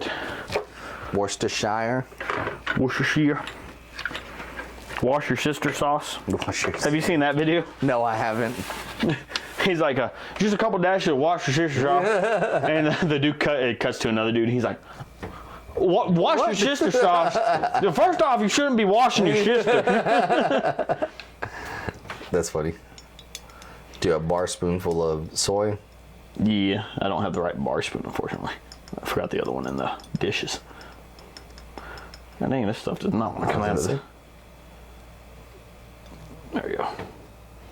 Just a little bit. That's all you need. You know why the soy sauce I found out, right? Soy sauce has a lot of clam juice in it. Really? And apparently a big thing in micheladas is clam juice because of Clamato. Clamato has clam juice in it. No shit. So from what I understand, apparently that's probably the one of the biggest reasons they call it Clamato. Really? Yeah, I want to look at the recipe actually. Corn syrup, citric acid, natural flavors, analyzed yeast, onion powder, garlic powder, jalapeno, vinegar, dried clam broth. Really? Yeah. So apparently you do that soy sauce just for a little bit of extra clam flavor. I had no idea. I had no idea at all. 1. So you do 4 shots of the Clamato? Yeah, 4 ounces of the Clamato. This calls for 6, but I do the 4. Okay. And these mugs, I think, are roughly around the same size. Okay. Mine's a 20 ounce. I think that's close to a 20 ounce. It's pretty big, so. Definitely when you put the Clamato in, it seems like you're getting a little bit more Clamato than you need. But I may have just put too much ice. See, and I learned the whole thing the other day from, see, when you have just a little bit left, see, yours is definitely smaller. They were saying, do you want to pour your beers heavy? Yeah. You don't do that whole light pour on the side thing. Yeah. Apparently that's a no-go. You want to get that carbonation out. Yeah. Yep. See, and growing up, I feel like I was taught the opposite my entire life. You want to be careful. You want to be gentle. You want to be gentle. Don't want to get a big head on it and everything else. Those ices are a little big. Yeah. Smashed all the ice before you got here too, so I wasn't making a huge mess like I normally do. Hell yeah. Have you tried your mix kit yet? I did. I made a drink last night. That one that I was telling you, the one that Hollis got. I shook it up. So good. So great. I mean, I love it. It's better than using the 2 cups. The solo cups. I'm glad, man. I really felt like you would enjoy that drink. Oh, I love it. I love it. I've been in the market for one too. I just haven't It's one of those things you never gone out of your way to get, even though you knew you wanted one. Yeah, 100%. Those make items like that make the perfect gift. Oh, for sure. When you know they wanted one, but they wouldn't buy it themselves. Yeah, for sure. And they're not super expensive or anything like that, but it's like. Money's money, though. I mean, money's in our world, try to get mine as full as possible. Yeah. But yeah, no, Modelo base. What do you give it? Modelo bites. Let me get another swig.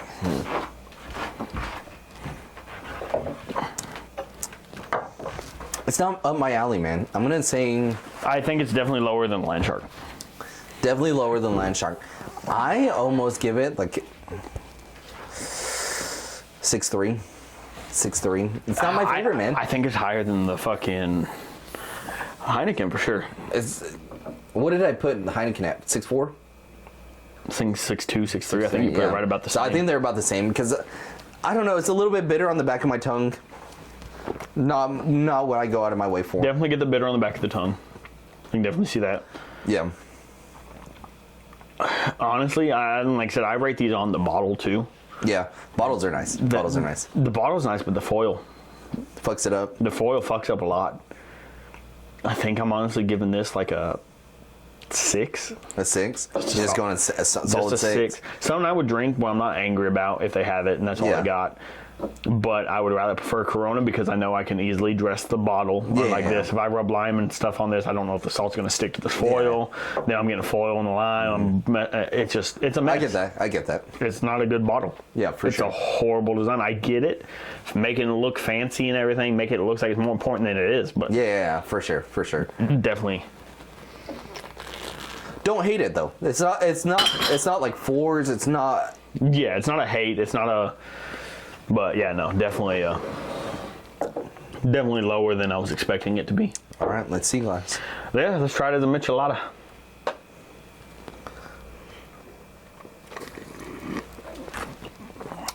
I think we both spilled there. Yeah, it's not bad. No, that's actually a good michelada. That's actually good in a michelada. Yeah. I don't know if you need any of those. I definitely spilled some on me. No, I'm good. I didn't end up spilling it on me. I think it just dribbled down the cup. Yeah, that's what mine did too, but I think I was a little bit too excited. Yeah. Poured a little too much. I like this mug too, Glass. You see, I had another one. It was like an A&W mug. Yeah. But I saw that one. I was like, that's more of a traditional beer mug. Yeah. Makes you feel a little bit more like a man. That's a good michelada, man. Man, as far as That's very good michelada. As far as the beer goes in the michelada, I think I'm actually gonna have to buff its rating up. Yeah. As a michelada, it definitely goes up, but that's where we were getting into, like, you know. Is it good by itself? Is it good as a michelada? Is it good with salt and lime? As far as a michelada beer goes, I'm giving that like a solid 8-7. I think I agree. 8-7 is a good score. I think that's what I'm gonna go with on that one. Yeah, for sure. I definitely like it more than Corona michelada. I think I like it more than a Budweiser michelada. Really? I've never had a Budweiser michelada. What did I have the other? I had a Dose michelada, and it was good. It was really good. So Dose makes good micheladas, but I think I like this one a lot. Yeah, this is very good. That's probably what I'm gonna do. God dang it! What am I spilling on? You're drunk, Glass? No, I'm just dribbling out of this. It's like, I think it might be the tankard. Yeah, it might be the tankard. The ice and everything. Well, there's a spot right here where the wood's kind of split. I think it's coming out of that. Because I'm like, I am not spilling this much. Jesus Christ. That's good. That's really good. I probably will need a tum after this, though. Hell yeah. Definitely the ice making me spill a lot, too. Hell yeah. There's a little bit too fine. Some crushed up a little bit too more. Definitely a bigger ice drink for me. Like the larger ice is better. Yeah. No, I definitely agree. That's good though. You ever drink out of a wooden cup? I've never tried. I haven't drank out of that side. A wooden cup. That makes you feel like a man there. Yeah, no, this is I ordered this. It's 100% handmade. Really? And it's made out of the same block of wood. Really? Yeah. It's not one solid piece, but it's made out of the same block? Yeah, it's carved out of the same block of wood, and then they put a steel insert in it. Hell yeah. That's cool as fuck. What brand is it? Who makes them? Honestly, well, there's a box right behind you. That little... Oh, right here? Yeah. I don't know if it says on there. I ordered it off Amazon. Amazon. Okay. But it says on the side to your right, it says handmade, carved out of the same block of wood. Like if you turn it, yeah. Oh, okay. Oh, okay. The logo's on the other side. There you go. Oh, Ethno Motive. Premium quality wooden mug for beer. That's cool. It's really cool. I seen that and I wanted like a good mud for my. I use these for my Bloody Marys. Oh hell yeah. Wanted a good. I was gonna go with the horns. Yeah. And dude, everything I was reading about them, it's like it's either 100% great, or it was like the bottom's falling off of it. They sand too much of the horn down. It was either hit or miss. Yeah. And I said, you know what? I'll just go with the wood. Yeah. Definitely good. God, that's a good michelada. That is a very good one. That's a good. See, like I said, I think a lot of it comes down to this. Just that little bit extra. Oh yeah. I think that makes a big difference. A little bit of soy sauce. Definitely get the Worcestershire. I love Clamato. I used the Picante Clamato, so I didn't have to put any hot sauce in. Oh, hell yeah. No, I'm a big fan of Clamato. I think Clamato is a very good mixer. I think that chupacabra salt makes a huge difference. Yeah. I really do. I had tahini. Oh, that, yeah. I had tahini in there, but I was like, nah, fuck it. I'm going to make it how I make it with the chupacabra instead of traditional. Yeah.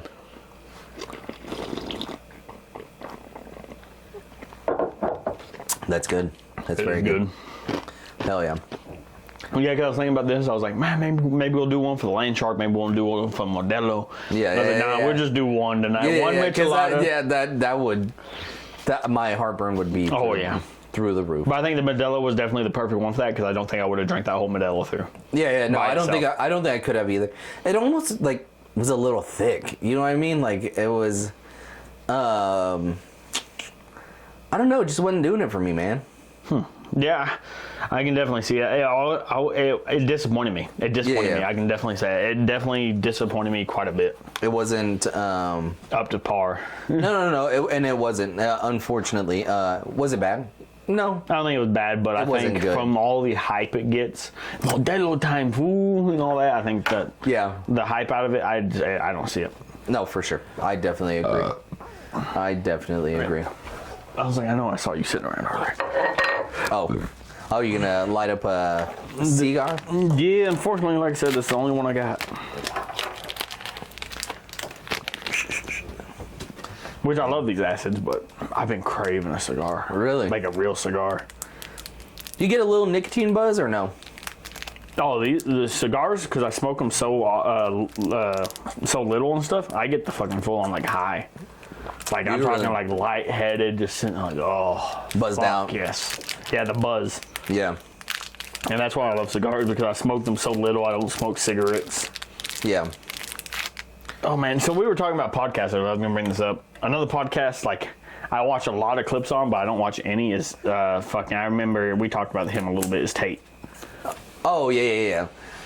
And, you know, I was sitting here thinking, I was like, because you said you didn't care for him too much. No, not a big fan. I think the reason you don't care for him too much and I care for him is just our lifestyles. You're married with kids. Yeah. I'm not married with kids. And I think that's who he caters to, honestly, is non-married single people man, with kids. yeah. I saw a video of him pretty recently beating one of his girlfriends. Really? Yeah. Oh, no, fuck that. Yeah, no, definitely He's not. beating the hell out of her, too. And No, it was okay, I can't get behind that. Yeah, and after I saw that, like, because I could definitely see where the hype is behind him. Like, you know, you get the single guy. Like you said, the demographic he's playing to. Mm-hmm. I definitely get how they could buy into it and get behind the hype. Well, see, because I was sitting there thinking about it, I was like, man, because some of his ideologies, the way he talks about them, and I think that's all he's done is he's played a game. I honestly don't believe he believes in half the stuff he says. Oh, no. He's definitely, he plays the game. Yeah, definitely. And he plays it very, very well. For somebody that was nobody a year ago to fucking one of the most famous people on the planet right now. Yeah. Yeah, no, I was sitting there, I was like, man, I was sitting there thinking, and in my head, I'm like, I was probably like a year too late. I was like, man, maybe if I started talking, you know, my mind on dating women and all that, I was like, we're in like the same fucking mindset. I could have been the fucking Andrew Tate of the day, you know, like, if I would have came out with it sooner. He was a kickboxer too, right? Yeah, he was a pretty accomplished. Yeah, he was a pretty accomplished one. He was a multi-time world champion, and he was one of the only kickboxers. He pulled the Conor McGregor stunt. Won two belts in the different divisions. Okay, yeah, which is prestigious, you know. More power to him. But with people like that comes a big ego, and then comes a lot of those guys have anger issues, and I mean, those unfortunately, and I'm generalizing people, and I hate to generalize people. You don't get into fighting if you don't have anger issues. I'm sorry, that's a generalization I fully believe. Yeah, see, and I think it could go either way.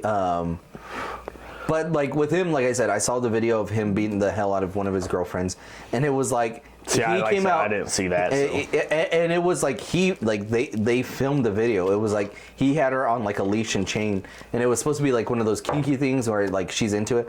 But you could tell she wasn't. Absolutely, it went too far. Yeah, it was definitely too far, and he kept going, and he was he was honestly like hitting her too hard, and like it was not cool. It was definitely. See, I don't agree with that. The ideology he was preaching that I fully agree with is like one of the things that men are bred to do men things. Women are bred to do women things. There are exceptions, obviously, in the stuff, but you know, if a woman try to fight a man, an average woman try to fight an average man, the average man's going to beat the fuck out of her.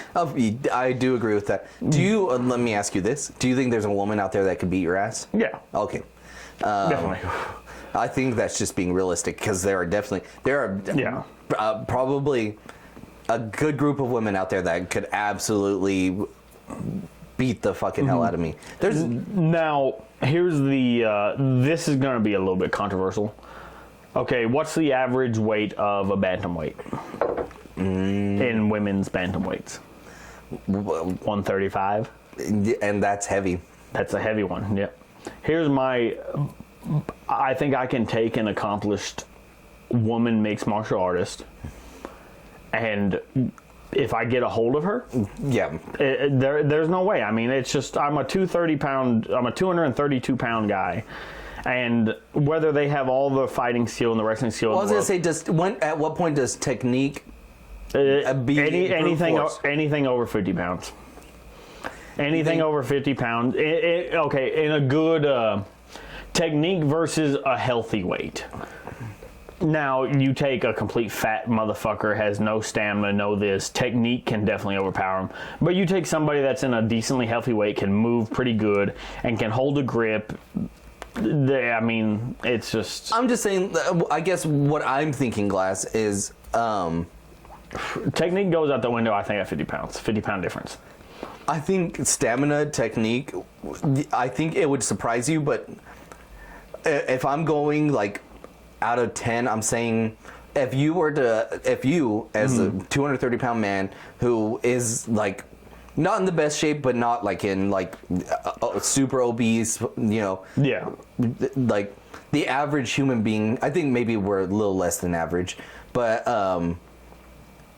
I would give that like 50-50. What? How much do you weigh? I weigh 190, 195. So about a 40-pound difference. But like I said, between you and me, you've had your military experience, which they teach you hand to hand. Yeah. And I've had some MMA training. That's where I give it 50-50 in that aspect, because I'm not. But like I said, if you take, for instance, maybe I would bump it up to 60. I would say 60 would probably be the definitive pound difference. Because I mean, you take somebody like, for instance, Conor McGregor was calling out Brock Lesnar. Yep. That's just stupid.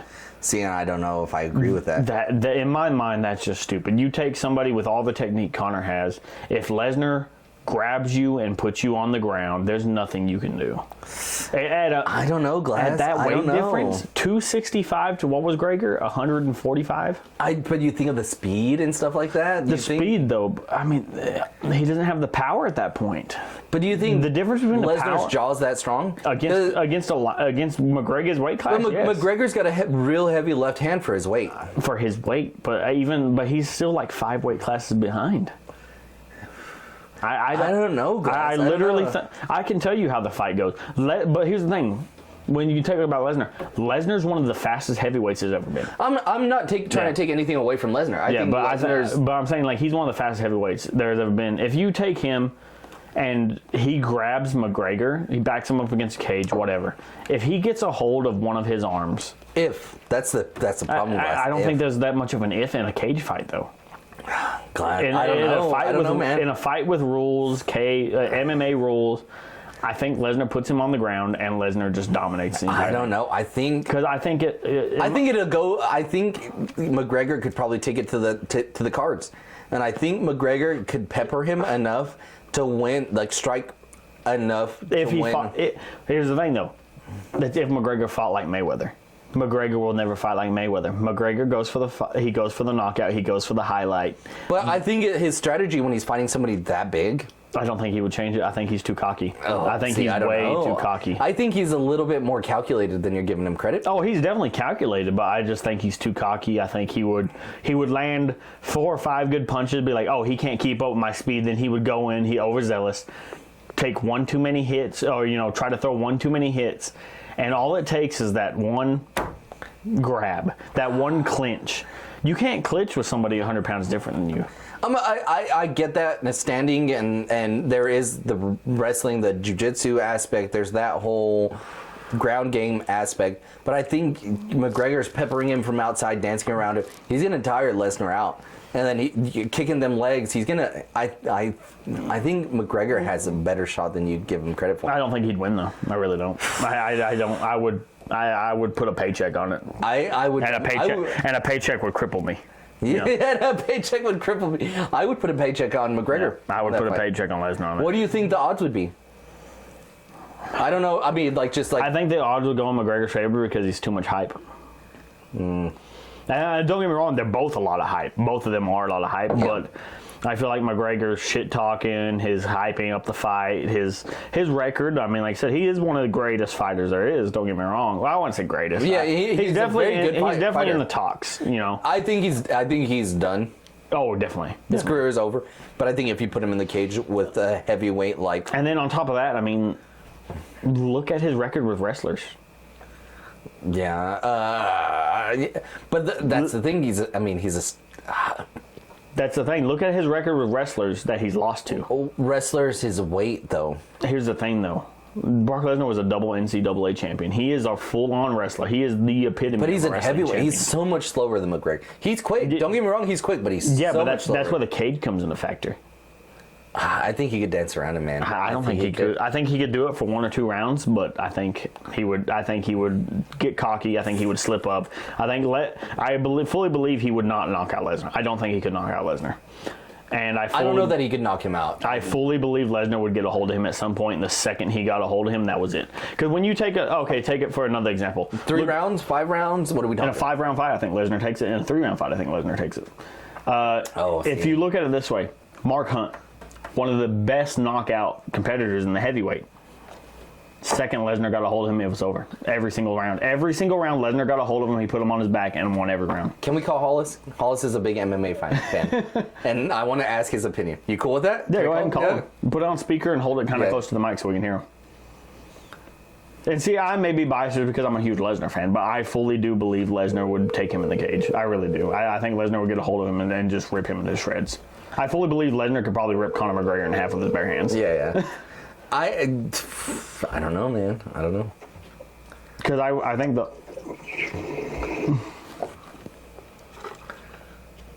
Oh, can you hear me? Yeah. Hey, you're on the podcast right now. You cool with that? Oh, he's acting like he can't hear me now. What? I can hear you, bitch.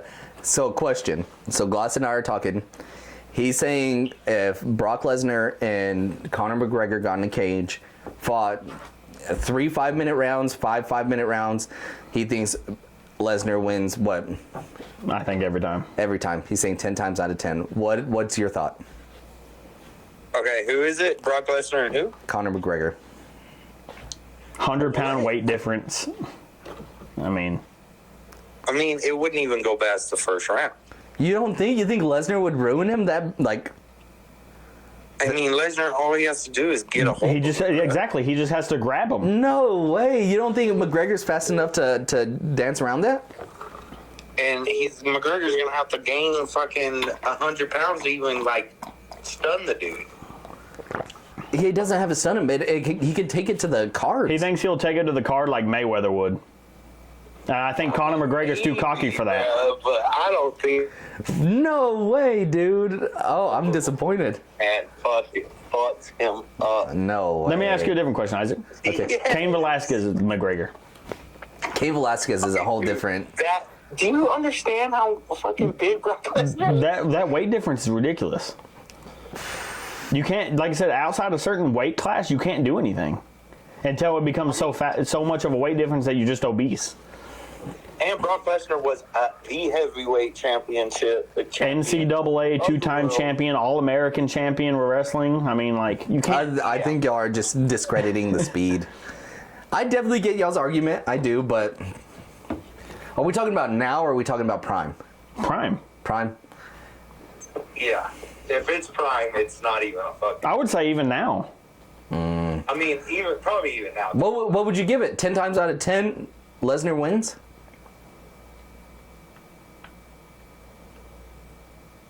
No. It's Conor's gonna have to have a fucking miracle, bro. You need to go back to work. You need to find something to do.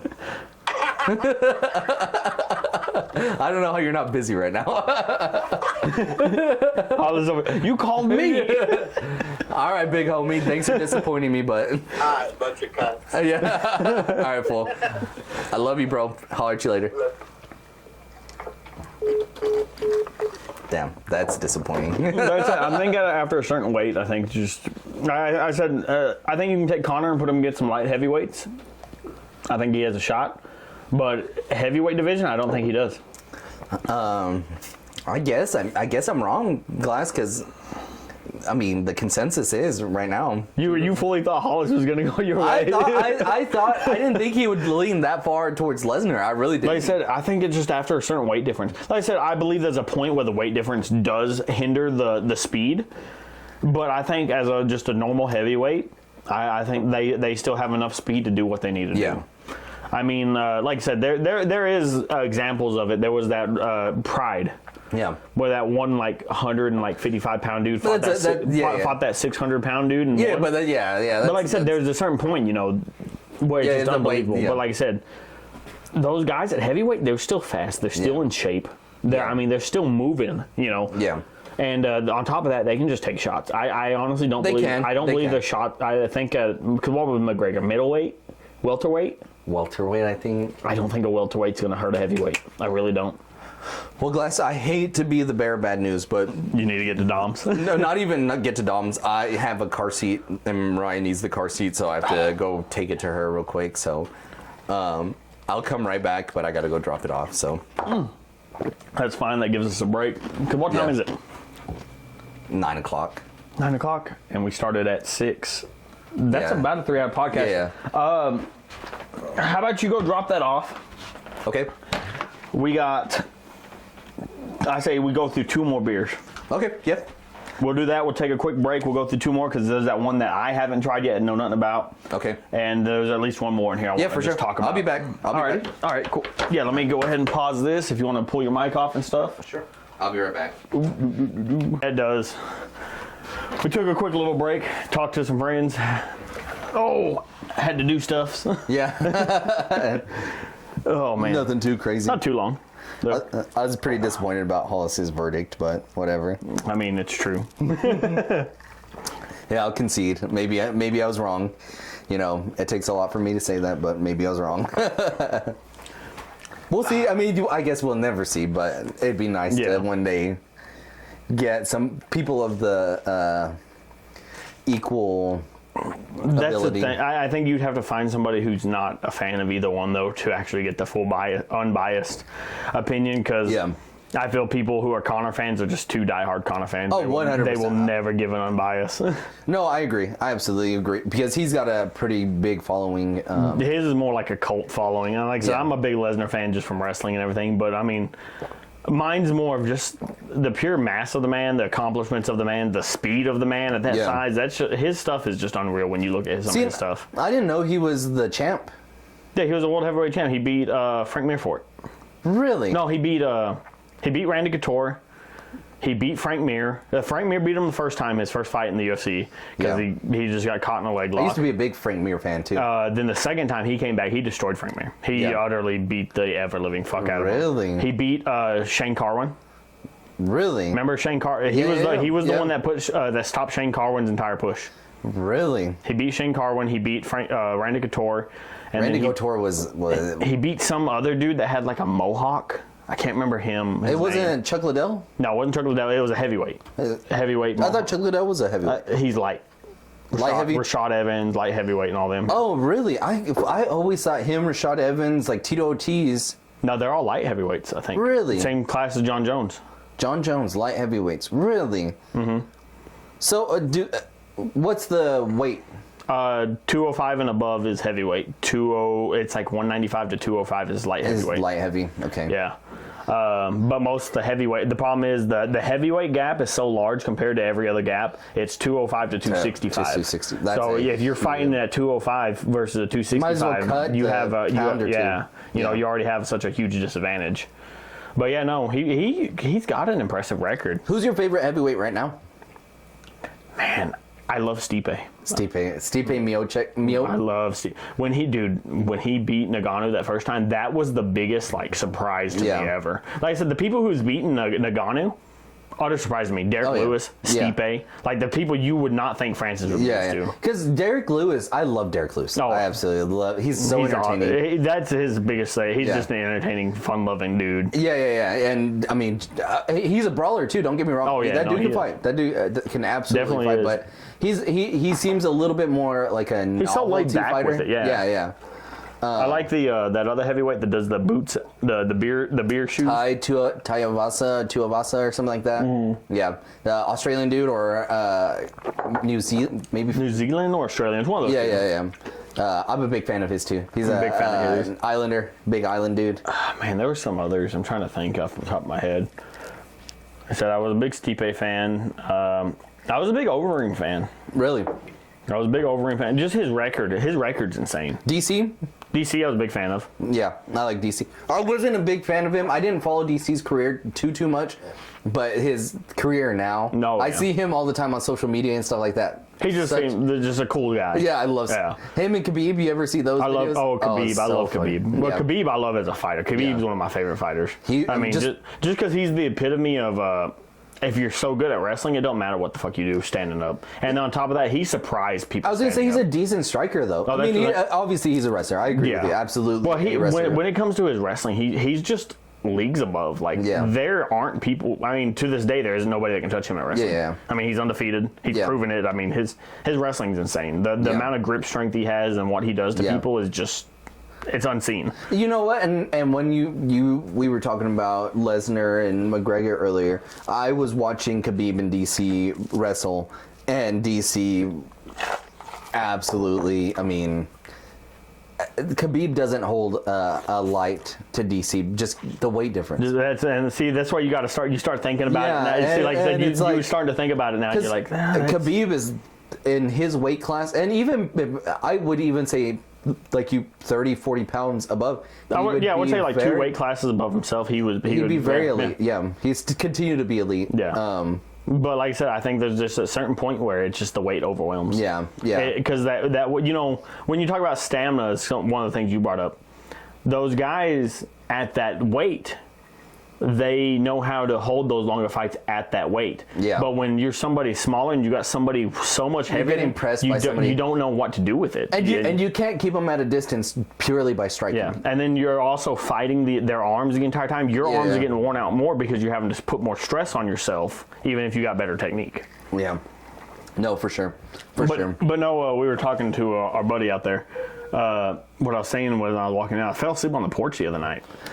You got to walk me through it. So I was in here playing games and just doing the norm. Went there and watched TV. Friday, Saturday, Thursday. I think it was a Friday. A Tuesday. I think it was a Friday.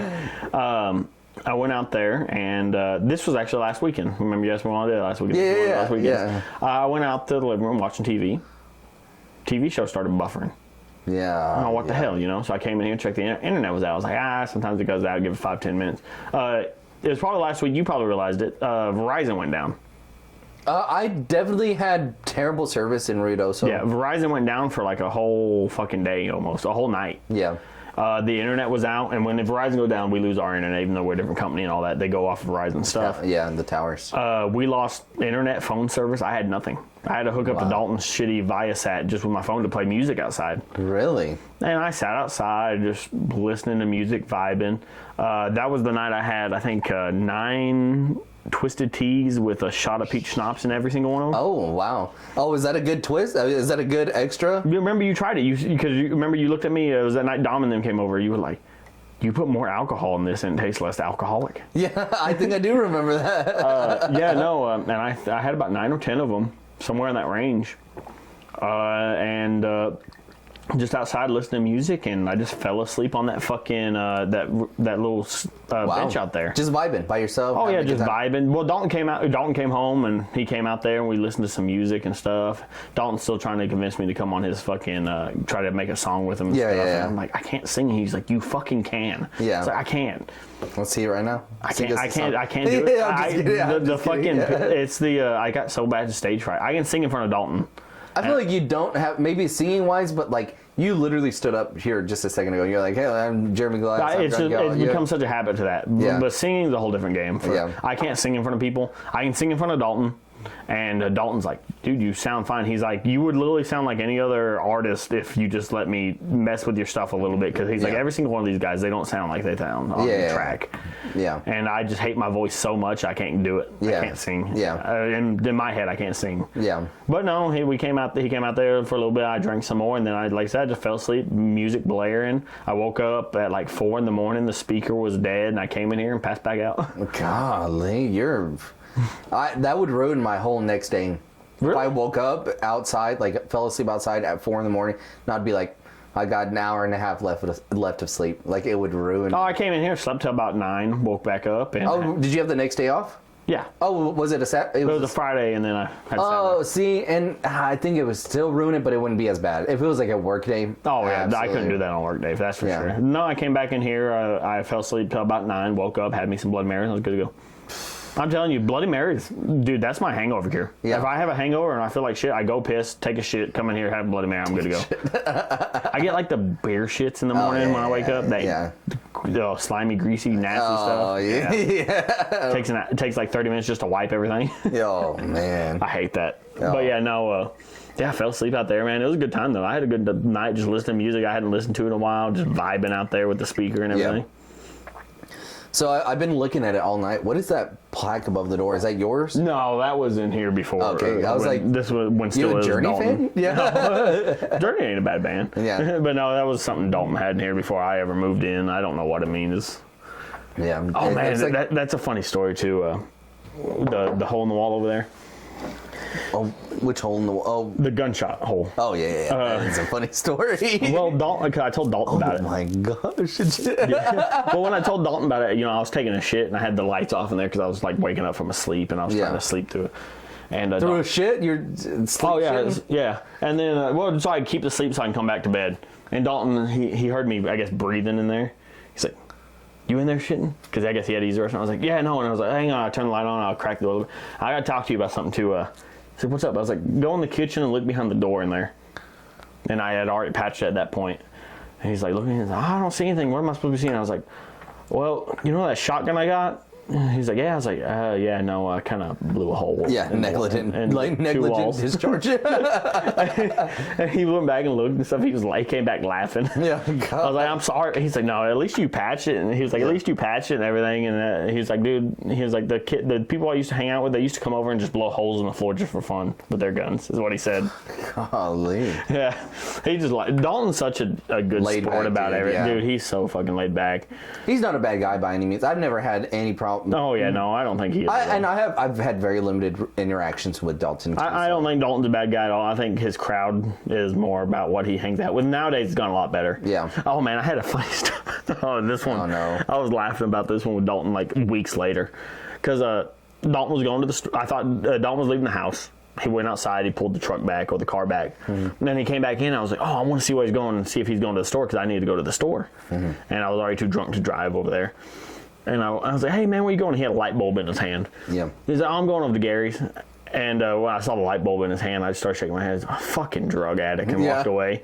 Yeah. And a few weeks later, I was talking to him about it. And I was like, and he was like, I was telling him, I was like, man, you made a lot of progress. And we sit there and talk about this the other day, how you're so happy that you're not where you used to be. Yeah. Like, man, but I just hate seeing you take steps back and stuff. And so we talking about, and I was like, man, the other day when you were leaving with the light bulb and everything, it was like, I know what you're going to do. I was like, unless just by some off chance Gary just need a light bulb. He's like, "No, Gary just need a light bulb in his kitchen." Yeah. I was like, "Oh, I thought you were going to smoke like meth out of that." And he's like, and he started laughing. He was like, "Oh, I was so confused why you were like fucking drunk and just walked away." He was like, "No, he just needed a light bulb." Yeah. I was like, "Oh, okay." He's like, "No," he's like, "I've only done that once in my life." He was like, "I'll never smoke meth out of a light bulb again." Dang. Because he did. He went off the deep end. He was his life. And he was just so laughing about it, and I was like, "Oh, I feel bad now because I just assumed." Where's he at right now? I have no clue. He goes over to Gary's a lot. Okay. He hangs out with Gary a lot. He barely comes home. That's why like me and him are like perfect roommates because I'm always here. He's never here. Yeah. He just does his thing and dang, just a laid back dude. He's a very social animal. He's got to be around people. And I like getting around people here and there, but I am such an introvert at times. I'm not an introvert, but I definitely lean in the middle. Like I don't necessarily like to be alone all the time, but I don't like to be around people all the time. Dalton likes to get in new groups of people. I'm one of those, like, I like being in our group, just small, the people. You can fit in very easily. You start getting around, like, a new group of people, new people coming around drinking. That's when I'm like, iffy about it. Yeah, you get me in, like, a huge party scene, and I'm like, I'm going to gravitate toward my people, and I'm going to stick there. I'm not going to try to make friends with other people. Yeah, no. Then you get me drunk, and then it's a whole different fucking story, though. See, even when I'm drunk, I'm not a social person. Ooh, when I get drunk, I'll start making friends with everybody. My thing is, like, if somebody approaches me first, I will have a conversation with them. Oh, see, I'm one of those, like, I won't talk to people. But if you get me drunk, I'm talking to everybody. And the second I find somebody I vibe with, I'm fucking hanging out with them, talking with them. Yeah, no. No, like, and I guess for an example, it's like this. So me and Hollis went for breakfast the other day, and there were some people standing in line behind us, and they were from New York, and they just started little comments here and there, and then I just, where y'all from? They told me, and then just sitting there like bullshitting for 5-10 minutes until we were up next in line, and it's like, okay, enjoy your meal or whatever, and that was it. But it was like I like to know about just where people come from. I like social talks like that, which that's a pure Southern thing. People up north don't do that, especially in like other countries and stuff. You don't talk to people, strangers. Yeah. They find it weird. Besides, and I like that. I actually have this idea. I'll never implement it because I'll never open a restaurant or nothing. But say if I ever opened a restaurant and someone asked me for like, hey, what's a good idea for a restaurant? I would have a section of the dining room set for an open seating section to where it still looks like the restaurant, booths and the table. But if you sit in this section, you're open to someone coming and sitting with you. See, I'm cool with that. So, like, say... That's a bar, right? You know what I mean? Like, but beyond a bar, like, I'm still in, like, booths and regular chairs. Like, you're sitting at a booth by yourself. And it doesn't matter if it's a man, woman. It doesn't matter if it's man, woman, or whatever. And someone sees, like, you're in this section, and they come in by themselves. They're like, oh, I'm going to have a few beers. I'm going to go sit with that guy, see the personality, see if, and he sat there because he wants someone to come sit with him. So you go sit with him, you talk to him, and have a good time. Is that Corey? Yeah. Tell him to come on in. But no, I mean, we got one more beer. Yeah. Let's just get to this one because I want to try this one. I'm sorry, yeah, I'm not trying to babysit it, but Oh, no, it's a Michelada. You babysit those. Yeah. You drink that with your dinner. So this is that one I said I saw the cans. I thought it was bloated. I was like, glass signs. It's a piece of ice at the bottom. Yeah. I saw the cans. Oh, Tall City. Okay. Yeah, they're from Tall City. That's one of the reasons I got them, too. Okay. If you read the back here, it's got an interesting story. I'll go let Corey in. Okay. Why, you read that? You can read it out loud for the camera. I'm not good at reading. What on earth is this the apocalypse? Or is... Holy, I can't read. Start over. What on earth is the apocalypse upon? We're just finishing one more beer and then These the podcast might be said when... You can come sit in here, though. These might be said when witnessing your first haboob out here. Quite intimidating, but you learn to appreciate indoor All the way back here.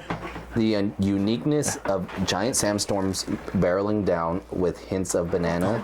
This flavorful Hefeweizen is the ode to the dusty phenomenon, but don't worry, no dirt in your teeth. This is the haboob. Golly, I can't read. It sounds like an interesting beer, Like I said, I saw it. I saw the can. It's from Tall City. Yeah. So, fuck it. Let's give this motherfucker a try and see if it's any good or not. It says hints of banana. See, that was one thing that interested me, too. It's on, Corey. I know. Like I'm being watched. Ooh. Oh, I don't know about that. It smells like baby food. Oh, it does. Now that you said that. God damn it.